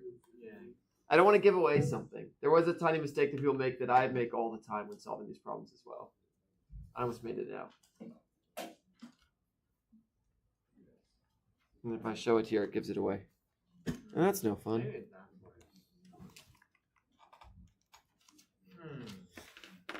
All right. The magnitude will be 614.64 meters per second, which is a stupid fast velocity, but we're in space. We're allowed to go this fast. So it's fine. We're not breaking any rules. Yeah, you know, again, if we divide that by 27 and multiply it by 60, 1,365 miles per hour. Honestly, this is only 1.5 times the speed.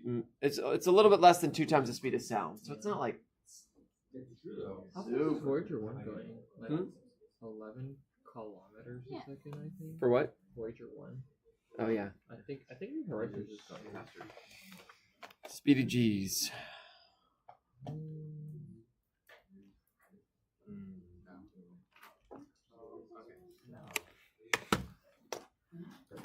And then the other one.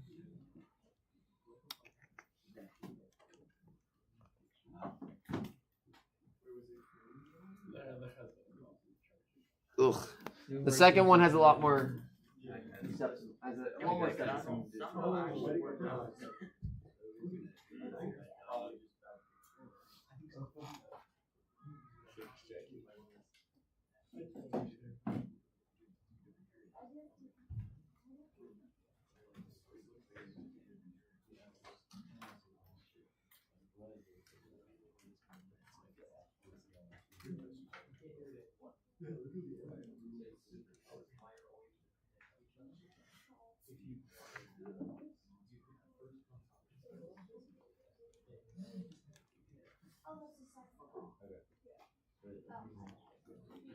All right, the answer to the second one in magnitude answers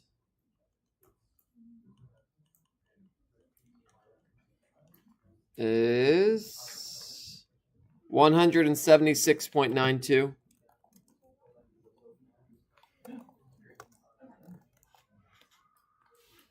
Yeah, 176. Yeah, perfect. That's within the ballpark. Yeah.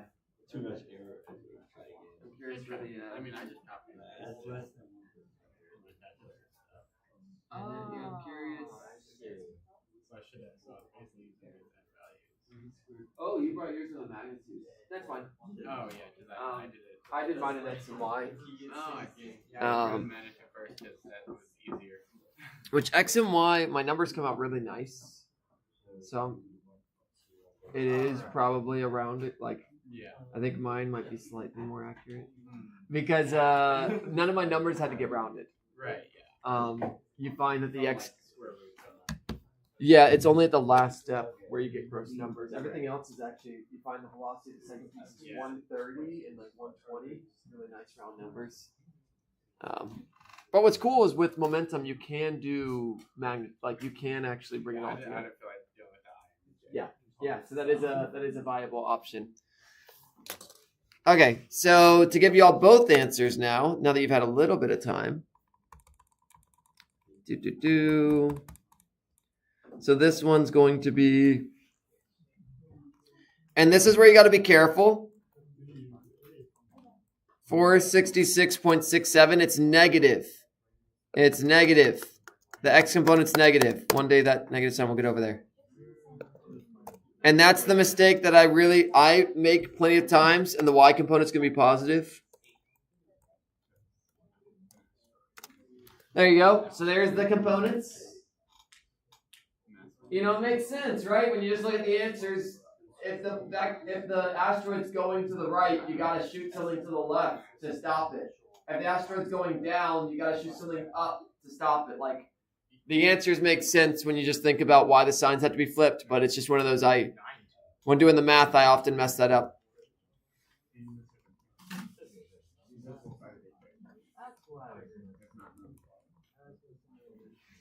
And as you get better and better at doing these kind of problems, at some point you kind of just stop worrying about the pluses and minuses and you just kind of chuck them at the end.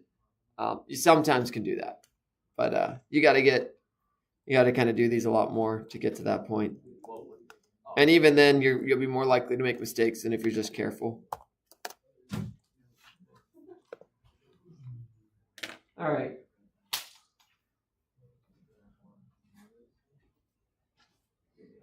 Part A is nice and isn't too bad. Part B, there's an extra step. I forgot. Now I see it. If you forget to do the extra step, it hello. Sure. Yeah, let's check.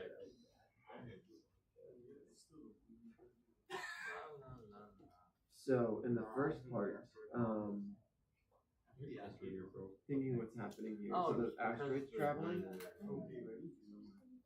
In this case, the projectile also needs to be moving in the beginning, because that's what's going to stop it. At the end, if we want to stop it, what's going to be the final velocity? It will be cosine. Because so we have asteroid, we have a, yeah, because we're going to shoot them both at each other. So in the beginning, they're traveling towards each other, and then at the end, they're stuck together. And they're not moving. Yeah. Yep. Yeah.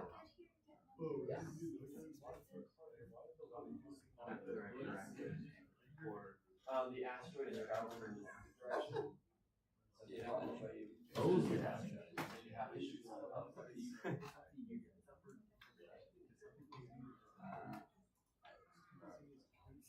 So as always, the picture does help. If the picture is wrong, everything else will be wrong. So for part A, you got the asteroid traveling, whatever. I'm just gonna, okay, let's make it accurate. The asteroid is traveling down to the right, so I will need to shoot a projectile up to the right to cancel it out. Asteroid, projectile. And at the end, they're stuck together and nothing happens. So it ends up being M1 V1 initial plus M2 V2 initial equals M1 plus M2 V final. And this is just 0. But you got to do it X and Y. You can find the magnitude. You can find the magnitude of the asteroid and then just do it in kind of this new dimension. Because technically it's a one-dimensional problem, as weird as it seems. So if you actually find the velocity of the asteroid, like square root of 70 squared plus 60 squared, if I said the final answer, how fast does the projectile need to be going, you can actually solve it that way. It is possible. That's fine.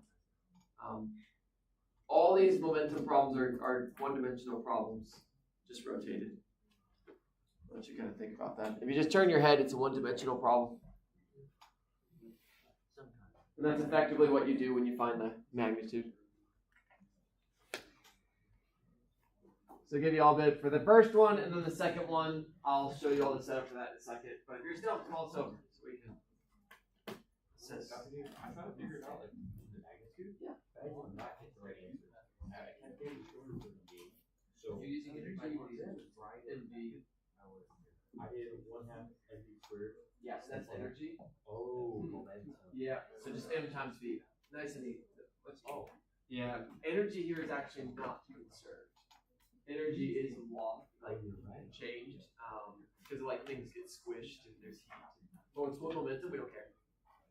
So just mv squared equals mv squared. Not MV squared, but MV, so it's this setup. Oh, P equals mv. Yeah, MV initial plus the other MV initial equals MV final. They're stuck together, so they. Yeah. Okay. You have just all MVs. Okay. Yeah. I got you.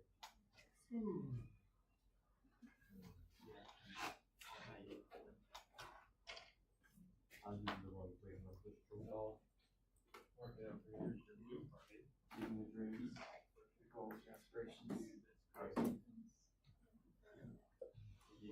So these are classic conservation momentum problems. There's no tricks to any of these. Nice foundational. All right, y'all, for the second one, it's going to be the mass of the, so in this case, it's going to be this, mass 1 plus mass 2. So actually, let's draw a picture. It's this, we have the asteroid, it's 2 chunks. That's the initial. And then at some later time, and the final, 1 chunk is going to the right and down. And another chunk is going. So it's the opposite case. But what's really important here that you all realize, the most common mistake that's going to happen, the whole asteroid is moving in the beginning. And if you say that the initial velocity is 0, it's wrong. So in this case, it's M1 plus M2 times V initial equals M1 V1 final plus M2 V2 final. This V initial, y'all, purple. The chunks are moving in the beginning. You can't just pretend that they stopped because they didn't.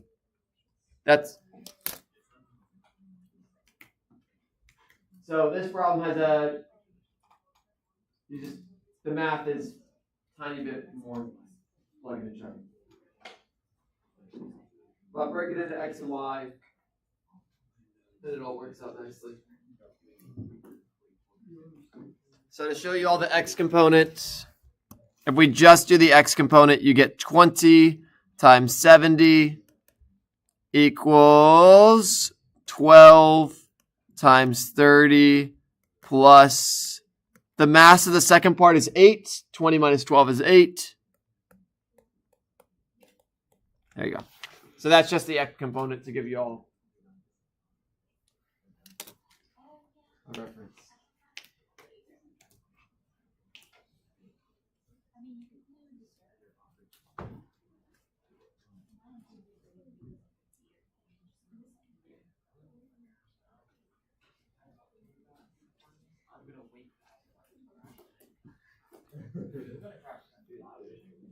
But look how much y'all have learned. All these new things, all these new skills that you probably won't need in your life. But the way of thinking is very useful. Getting your brain to think through these problems is very useful. The context, like knowing momentum, knowing energy, that's hit or miss, or whether or not you'll need those. If you're in engineering, you all 100% need to do, like mechanical engineering, almost everything I taught you all need to know. Aerospace, same thing. Yeah, moving stuff. If you're comp sci, no.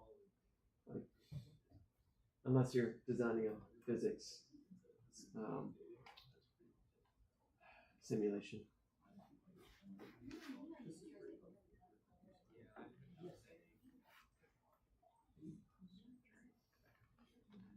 All right. Oh, the boat one. Yeah, we're gonna do the boat one. Definitely do the boat one, and then we'll like quickly do a gravity one, and then we'll talk about circular motion. Should be done.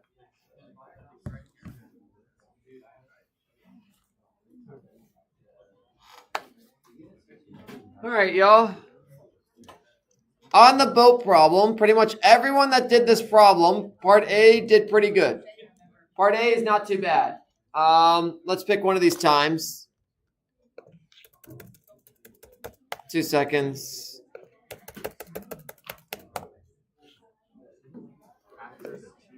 After the 2 seconds. All right, so try to figure this one out, y'all. Fun fact: you could I could have given you all part A on test 1. The way we solve it with momentum is the same way you solve it with kinematics. It just looks a little different.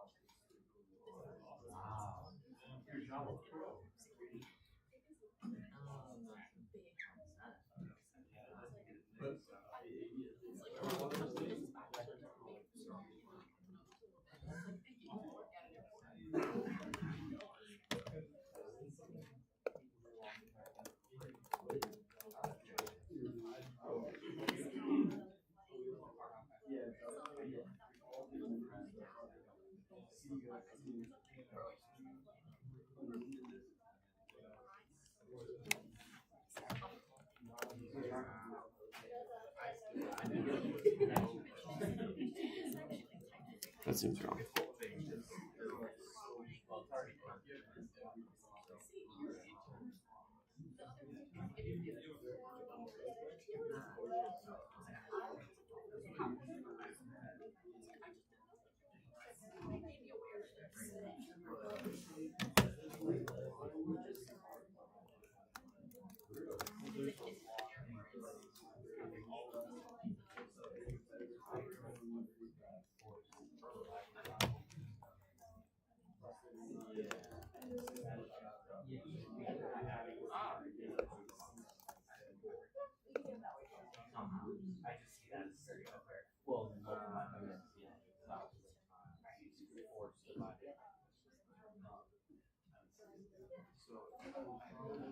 So part A, again, you can honestly do with kinematics. Well, you can do with the skills that you learned in test 1, but again, spend some time, think about it.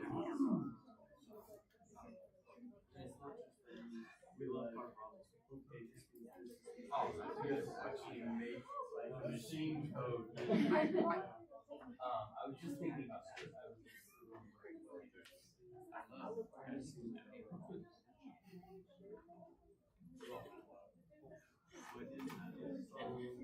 How do y'all feel over here with part A?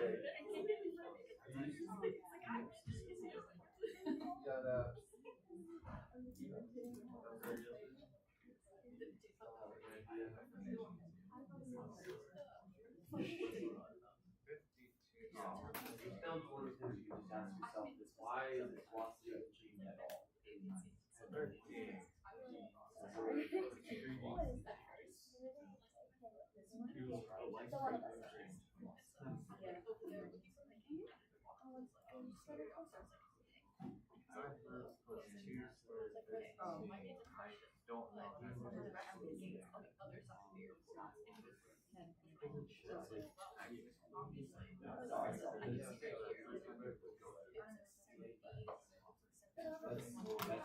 And ultimately, that's all it is. When you do F times T equals change in V. Yeah, it's that with the kinematics equation. Does it work with not doing magnitude though? That is the question. Let's test. So if you get the magnitude of velocity,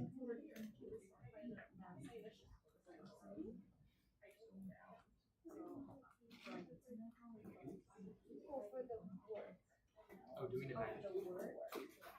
I would think it would still work. Might be easier. let's see, because I realized that with part B, it totally does not work with energy. But the first one's in vectors, so someone's weird that it did that bad.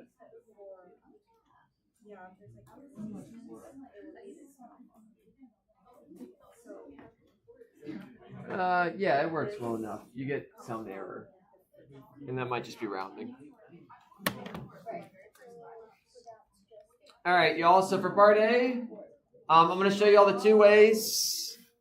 One is if we want to find final velocity. Remember, y'all, you got the whole kinematics equation. Final velocity is initial velocity plus a times t. You got initial velocity. You've got time to figure out the a. A equals f over m. F equals ma. You just rearrange it and ta-da. Good to keep things in components. Makes your life a little bit more just helps out. The other way, which is the exact same way, just with a different, it looks a little different, is remembering that F times delta T equals the change in momentum. And this is literally the exact same thing that we just wrote down on the left, just written differently. So remember F delta T equals M change in velocity, because mass doesn't change. Oh, look, if we divide the mass over, that's acceleration, equals change in velocity times time. Oh, look, that is this. They're the same thing. So they're the same equation, just written two different ways. Conservation of momentum comes from Newton's second law. Great. Part B, how much work did it do? I'll put the answer up. Y'all can see, but remember, work is a scalar. Work is a scalar, meaning you have to work in magnitudes. Do not work in x and y components. Otherwise, it's wrong. Just like straight up, it's wrong. That's the long and short of it. Unfortunately, you need part A to answer part B, though. That's another hint to y'all, which is something I tend to avoid. But in the case of this test, that was the thing. And if you all did get part A right, it did not affect your grade in part B. If the process was good, that's what I cared about, not necessarily. I wasn't going to double penalize y'all. That'd be stupid.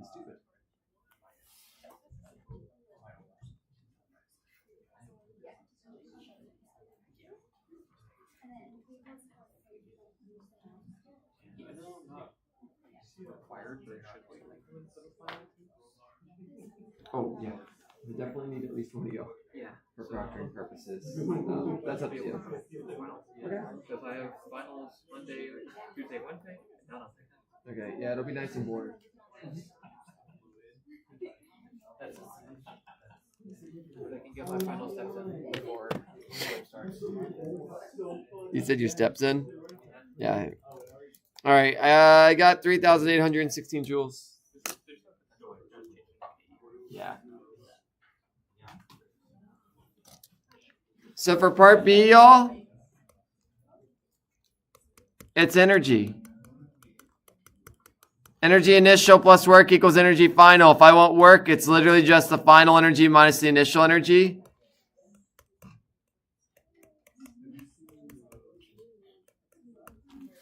That's the only energies present. Now, these velocities are the magnitudes. You put the x and y back.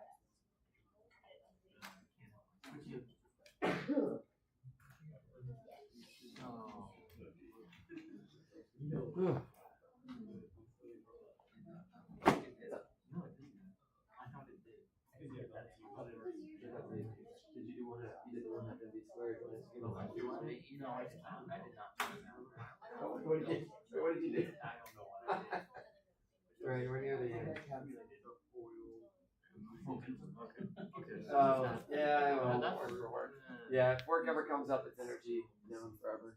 Oh, okay. I thought it was just like. I thought it was like.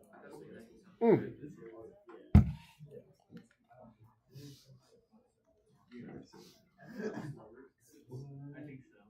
Yeah. You should like do dances. And sadly, I don't have rotational slides on here.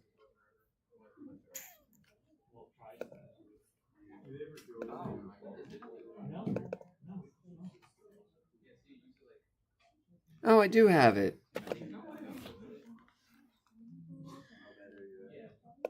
Oh, look at this. So good. Copy.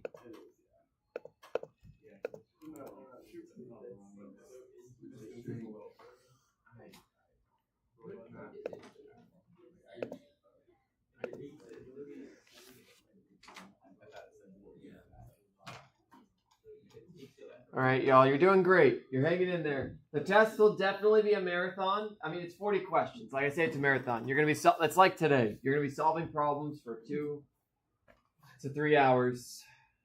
That's just how finals are. 40 multiple choice questions. That's it. Because, so your all's test is Thursday. The grades are due the following Wednesday at noon. Yeah, so huh? It's the 5th. Yeah, that's why there's no free responses, because there's no way I'm gonna want to grade all those in 4 days. I'm tired right now. Yeah, you know, A couple coffees. right? Yeah, that's what's your, are you Calc 2 or Calc 3? I'm gonna take like my whole copy. Calc 2's It's just a lot more memorization than I wanted. That was probably the biggest reason. You got all the series you have to know. There's various theorems that my instructor required us to know, which I don't remember at this point. Yeah, and there is a lot of useful stuff in Calc 2. Like, to be honest, I remember helping some people with Calc 2, and half the stuff that they were working on, I forgot that I even learned. I was like, I'm sure we went over this, but I don't even remember learning it. Trig identities is incredibly, like, so, at least for physics, there's a lot of integrals we had to use trig stuff. The other one that was very useful is some of the series expansions are useful. So when I got to grad school, there's like the Taylor series expansion where you can write something as an infinite sum of like the derivatives. That was really useful because what we ended up doing is, I think it had like the x minus x naught term on it, and we just chose the value of that made that term really small. So because it gets squared, cubed, quadrupled, if the number's really small, and you cube it, or it's so small we don't care about it. So in my grad level physics classes, at some point we had integrals like, we can't solve this, so we're going to change it into this, get rid of all the terms except the first 2, and just integrate those. So it ended up being a tool that we at least used at some point. But you know, in your case, who knows? All right. So there you go. Woohoo! Last things. All right. Let's see if y'all remember how to do this one too. This is one of those. Some satellite orbits planet B with a mass with a velocity of 5,000 meters per second. If it orbits at a radius of 7e6, what is the mass of planet B? See if y'all remember what this type of problem and the trick for solving it. Draw a picture of your stones.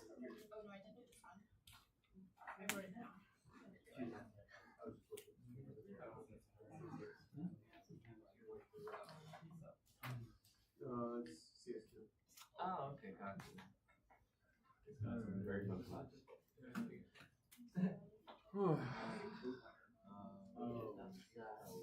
And after this, we'll be done with like center mass. Remind yourself on how to do that. I guess I'll quickly show you all the slides for that. That was the only. This and center mass are the only last 2 things for test 2.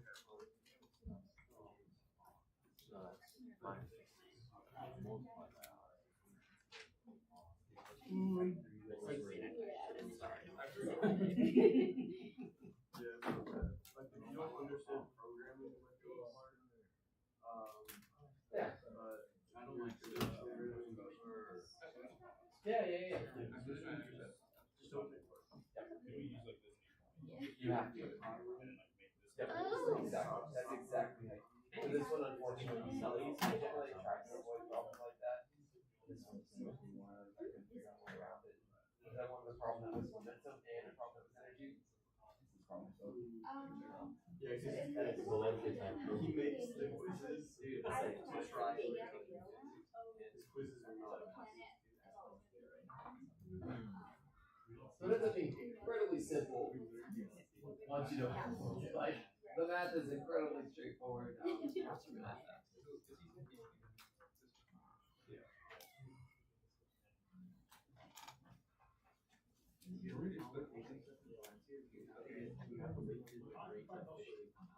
Oh yeah. And if you're stumped, draw a picture. Hopefully it'll trigger something in your mind. A little light bulb somewhere in the back. No, I know one's better. From the center of the planet. So it's going in a circle. So therefore, what little light bulb?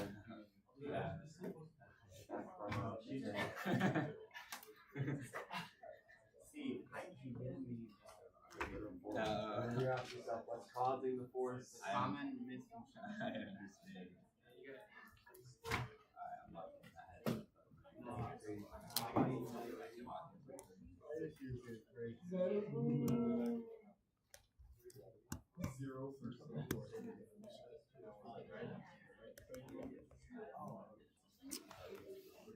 It's going in a circle, y'all. We love circles.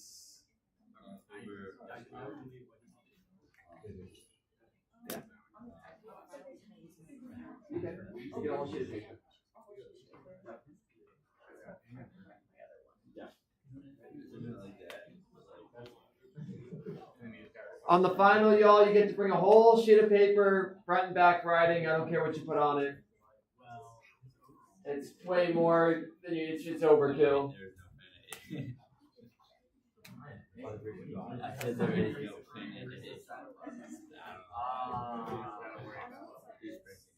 I just really threw.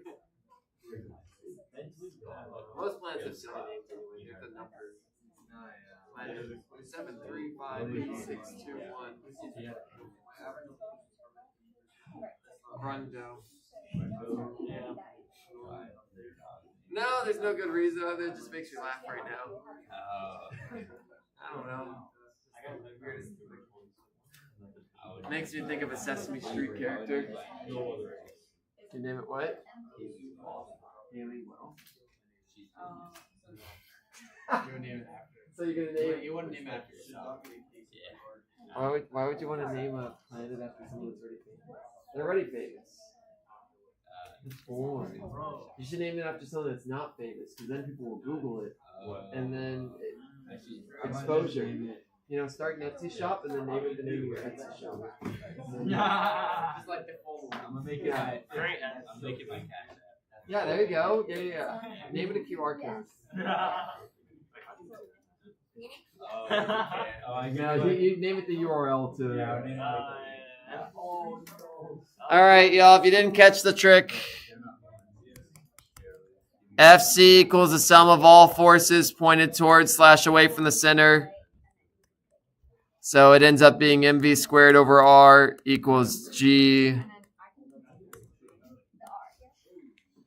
One of the r's cancels. The mass of your satellite cancels. So you get that v equals the square root of gm of the planet over r. What a good time. And that equals something. G is 6.674 times 10 to the minus 11. The planet's... Oh no, did I need to give the oh, we're finding mass. Oops. I'm so used to solving for velocity in these problems. That's always, I'm like, oh, how fast is it going? G equals v squared divided by g and an r on top. And then I double check that I did my algebra right, because... Yeah. 5,000 squared times 7e6 divided by 6.674 e to the minus 11. Angelina, do you use that number a bunch in your research? Does that number come up all the time? Not for me, but Oh. if you're doing like Sad. geophysics. Okay, sad. There you go, and it's big because planets are big. Makes sense. I think the Earth is 24. Yeah. So fun numbers for you all. Earth is times 10 to the 24. I think this Jupiter is times 10 to the 27. And then the Sun is times 10 to the 30. The Jupiter is 1,000 times bigger than the Earth, and the Sun is 1,000,000 times bigger than the Earth, mass-wise, not radius. I have no idea what radius was. Yay! All right. So then I just remind you all, universal gravity is a thing. So that's in your test 2 review. Boop, boop, boop. Look, universal gravity, things. And if it goes in a circle, wow. Center of mass exists. And it's a very useful quantity to calculate because it lets you know where gravity is acting on it. And then there's the things we did for that. All right, great. Last thing, y'all, is just reminding you all of the rotational variables. So I've chucked that on here. Reminder to y'all, every single translational variable has a rotational equivalent. Instead of x, it's theta. Instead of v, it's angular velocity. Instead of a, it's angular acceleration. Instead of f, it's torque. Instead of mass, it's moment of inertia. Instead of, I think that's all the ones I covered with you all. Yeah, great. And then I drew that fun picture at the bottom showing that if something's spinning faster, it's got the 2 accelerations and you get to do the square root, and we love that problem so much. Great. All right, that's the wrong direction. Direction of rotational, remember y'all, just like curl your fingers, thumb points in the direction. Angular acceleration is opposite. If you're slowing down, acceleration is opposite. If it's the same direction, it's speeding up. I'm not going to really spend much time. We just did this last week, so we're just going to zippity-dood all through this. There you go. Look, it's the same equations, but with the rotational ones. Wow. Moment of inertia. Remember, it is the integral of r squared dm. The sum of r squared m. Make certain you all start practicing those. The quiz for this is open. Today? No, Friday. Last Friday. It's been open. It is due Wednesday at midnight. So, after your all's final, so on the day of your final, the final is the last submission. After that, everything will be in. It will not be possible to complete any assignment. I mean, the only assignments left for y'all to complete are the quiz and the final. And that's it. Nothing else can be completed at this point. Everything else is kind of done. Your all's final. And let me just make certain I've actually covered all this before I get into all those details. Torque is R cross F, that thing. Hey, this is the problem I'm giving you. So you know what? Since you're here, one of the quiz problems I'm giving you all is I hold my something. I don't know what it is. It's a water bottle. I hold a water bottle up, and there's an angle of 30 degrees. 30 degrees. Find the torque acting on my arm. So I want, let's just say this, let's just make this mass 1 kilogram, make it super trivial. Go ahead and do it, y'all. Go ahead and find the torque acting on this. This is actually a problem on your quiz, so we'll do it real quick, and then you'll make certain you get it right because we'll have done it. Mass of 1 kilogram, I'm holding it up. What is the torque acting on my shoulder? Assume the arm is massless. I could have made the arm not massless, in which case you use center of mass of the arm, and that would do its own thing, and it wouldn't be the worst thing in the world. But I can almost guarantee that over half of people will do this wrong the first time. Yep.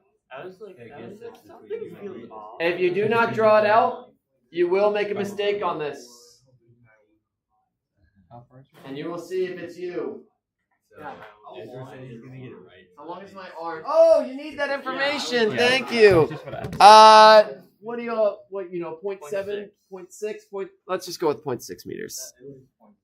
And your arm is massless? My arm is massless. I spare you all having to do that as well. It wouldn't be the worst thing. It would have actually been, future semesters maybe I'll include it, but because it wouldn't make the calculation that much worse. No. Especially if you did the same exact Yeah, the two arms, and it's just tilted. And let me tell you all the wrong answer.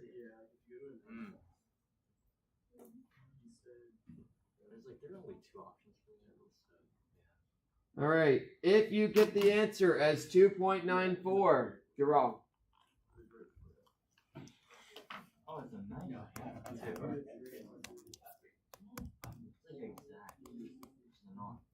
This is just. If you got 2.94, you're wrong.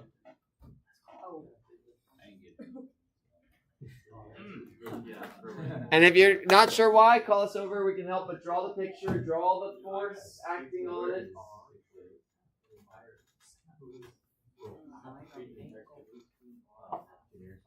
This problem is intentionally chosen to make certain people don't do the thing of, it's like the inclined plane. Don't just take the angle that comes up and plug it in the equation.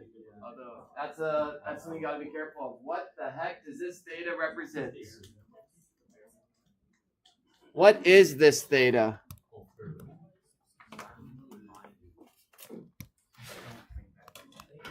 Angle between R and F.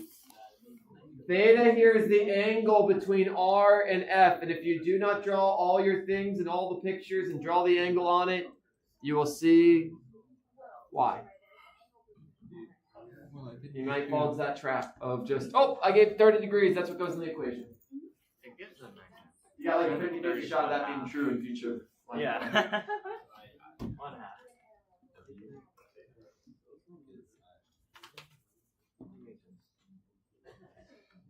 All right. So we draw it. We draw the force downwards. That's the force of gravity. We make R a little bit longer so it's a little bit more obvious. So if we stretch R just to make it a little bit more obvious. The angle is this angle. The angle between R and F is not 30 degrees. Clearly, it's not 30 degrees. So the question is, what is it?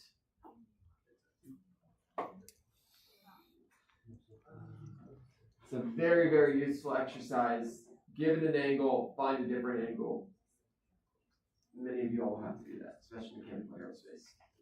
Can you do cosine 30? Yeah.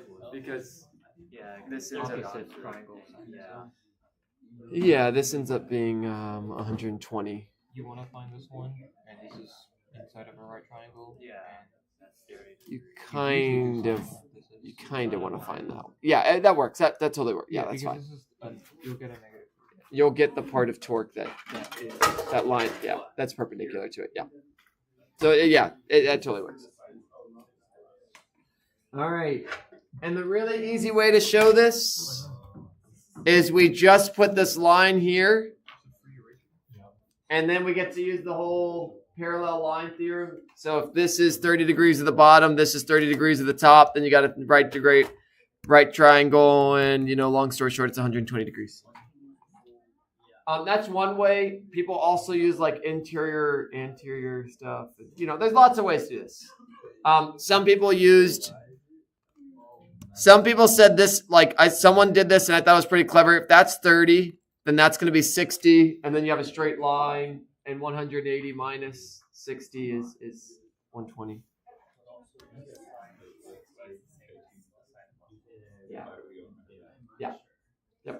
Yeah, so you get that. And, you just plug in the numbers. So torque is going to equal 0.6 times the force of gravity, which is 1 times 9.8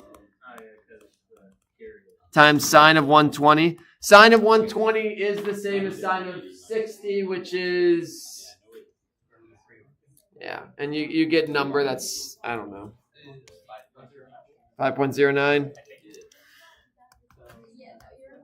Probably.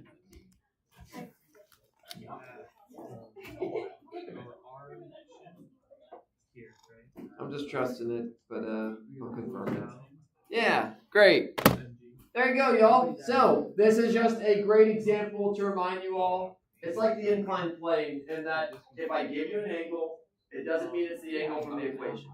Like, don't fall into that trap. Always be careful. Know what the heck that angle represents. Yeah, so there's a few ways. So we know it's this angle. Like, how do we feel about that? It's the angle between R and F. So, and F is going straight down. So you can either use this angle or this angle. It works out fine. Both are kind of the angle between it. Works perfectly fine. Either way, because remember, torque is all about finding the part of this that is perpendicular. So it's just you have a right. You have it's just a complementary. Yeah. So you can like either do like this is 30 and therefore this is 60, therefore this is 120, or you can do like this is 30, so this is 30 and then this is 90. 30 plus 90 is 120. All that kind of works, but yeah, the whole point of this is to find the part of this F. I think 60 that's actually gives you if the the angle part of F that's pointed inwards and outwards is jack squat. The part of F that actually is all your roomies findings actually gonna straight up. Like through the torque. It's not gonna rotate. yeah, sine of 60 is technically In that case, you'd say this is 90 degrees, but this is 0 degrees. It is here. All right. And then yeah, rotational kinetic energy. There you go. 1 Fi omega squared. And you know, at this point, I think that's good enough, y'all. We'll call that good. I will be in my office. I'll be available from 11:30 to like 2-ish or something, 2:30 today. I don't know. I just need time to answer emails. I have a class I teach at 3, so that's why I can't be available like right after class / right. I have emails I have to get through. But otherwise, I'll be available. And then I sent you all an announcement. I'm fairly confident I sent you all's class of my office hour. This coming week, I'll just be available like 10 to 2 on Monday and Tuesday. I'll be in my office. Stop by or don't. Wednesday, I'll be available 1 to 3. Good luck, y'all. It's been a pleasure. Yeah, thank you. When you all turn in your test, you have the option to give me a handshake. I'm not gonna like force you to touch my hand. Which sounds really awkward, but like I don't know. It's just one of those nice professional things. I'll mention it during the test kind of thing. I don't know. It's just nice, like you did it. You're done. Oh yeah. I'll let you. It ends up being Yeah. Yeah, it's probably. Still in the fix, right? Yes. Okay. Yeah, I know. That's like you all benefit from it. Although you get a lot. But you're finding the y component of perpendicular. If your force is this way or this way, your y component is going to be the same. And the same. That I can say it does not. Yeah. I haven't tried that. Yeah, it's if you know the importance.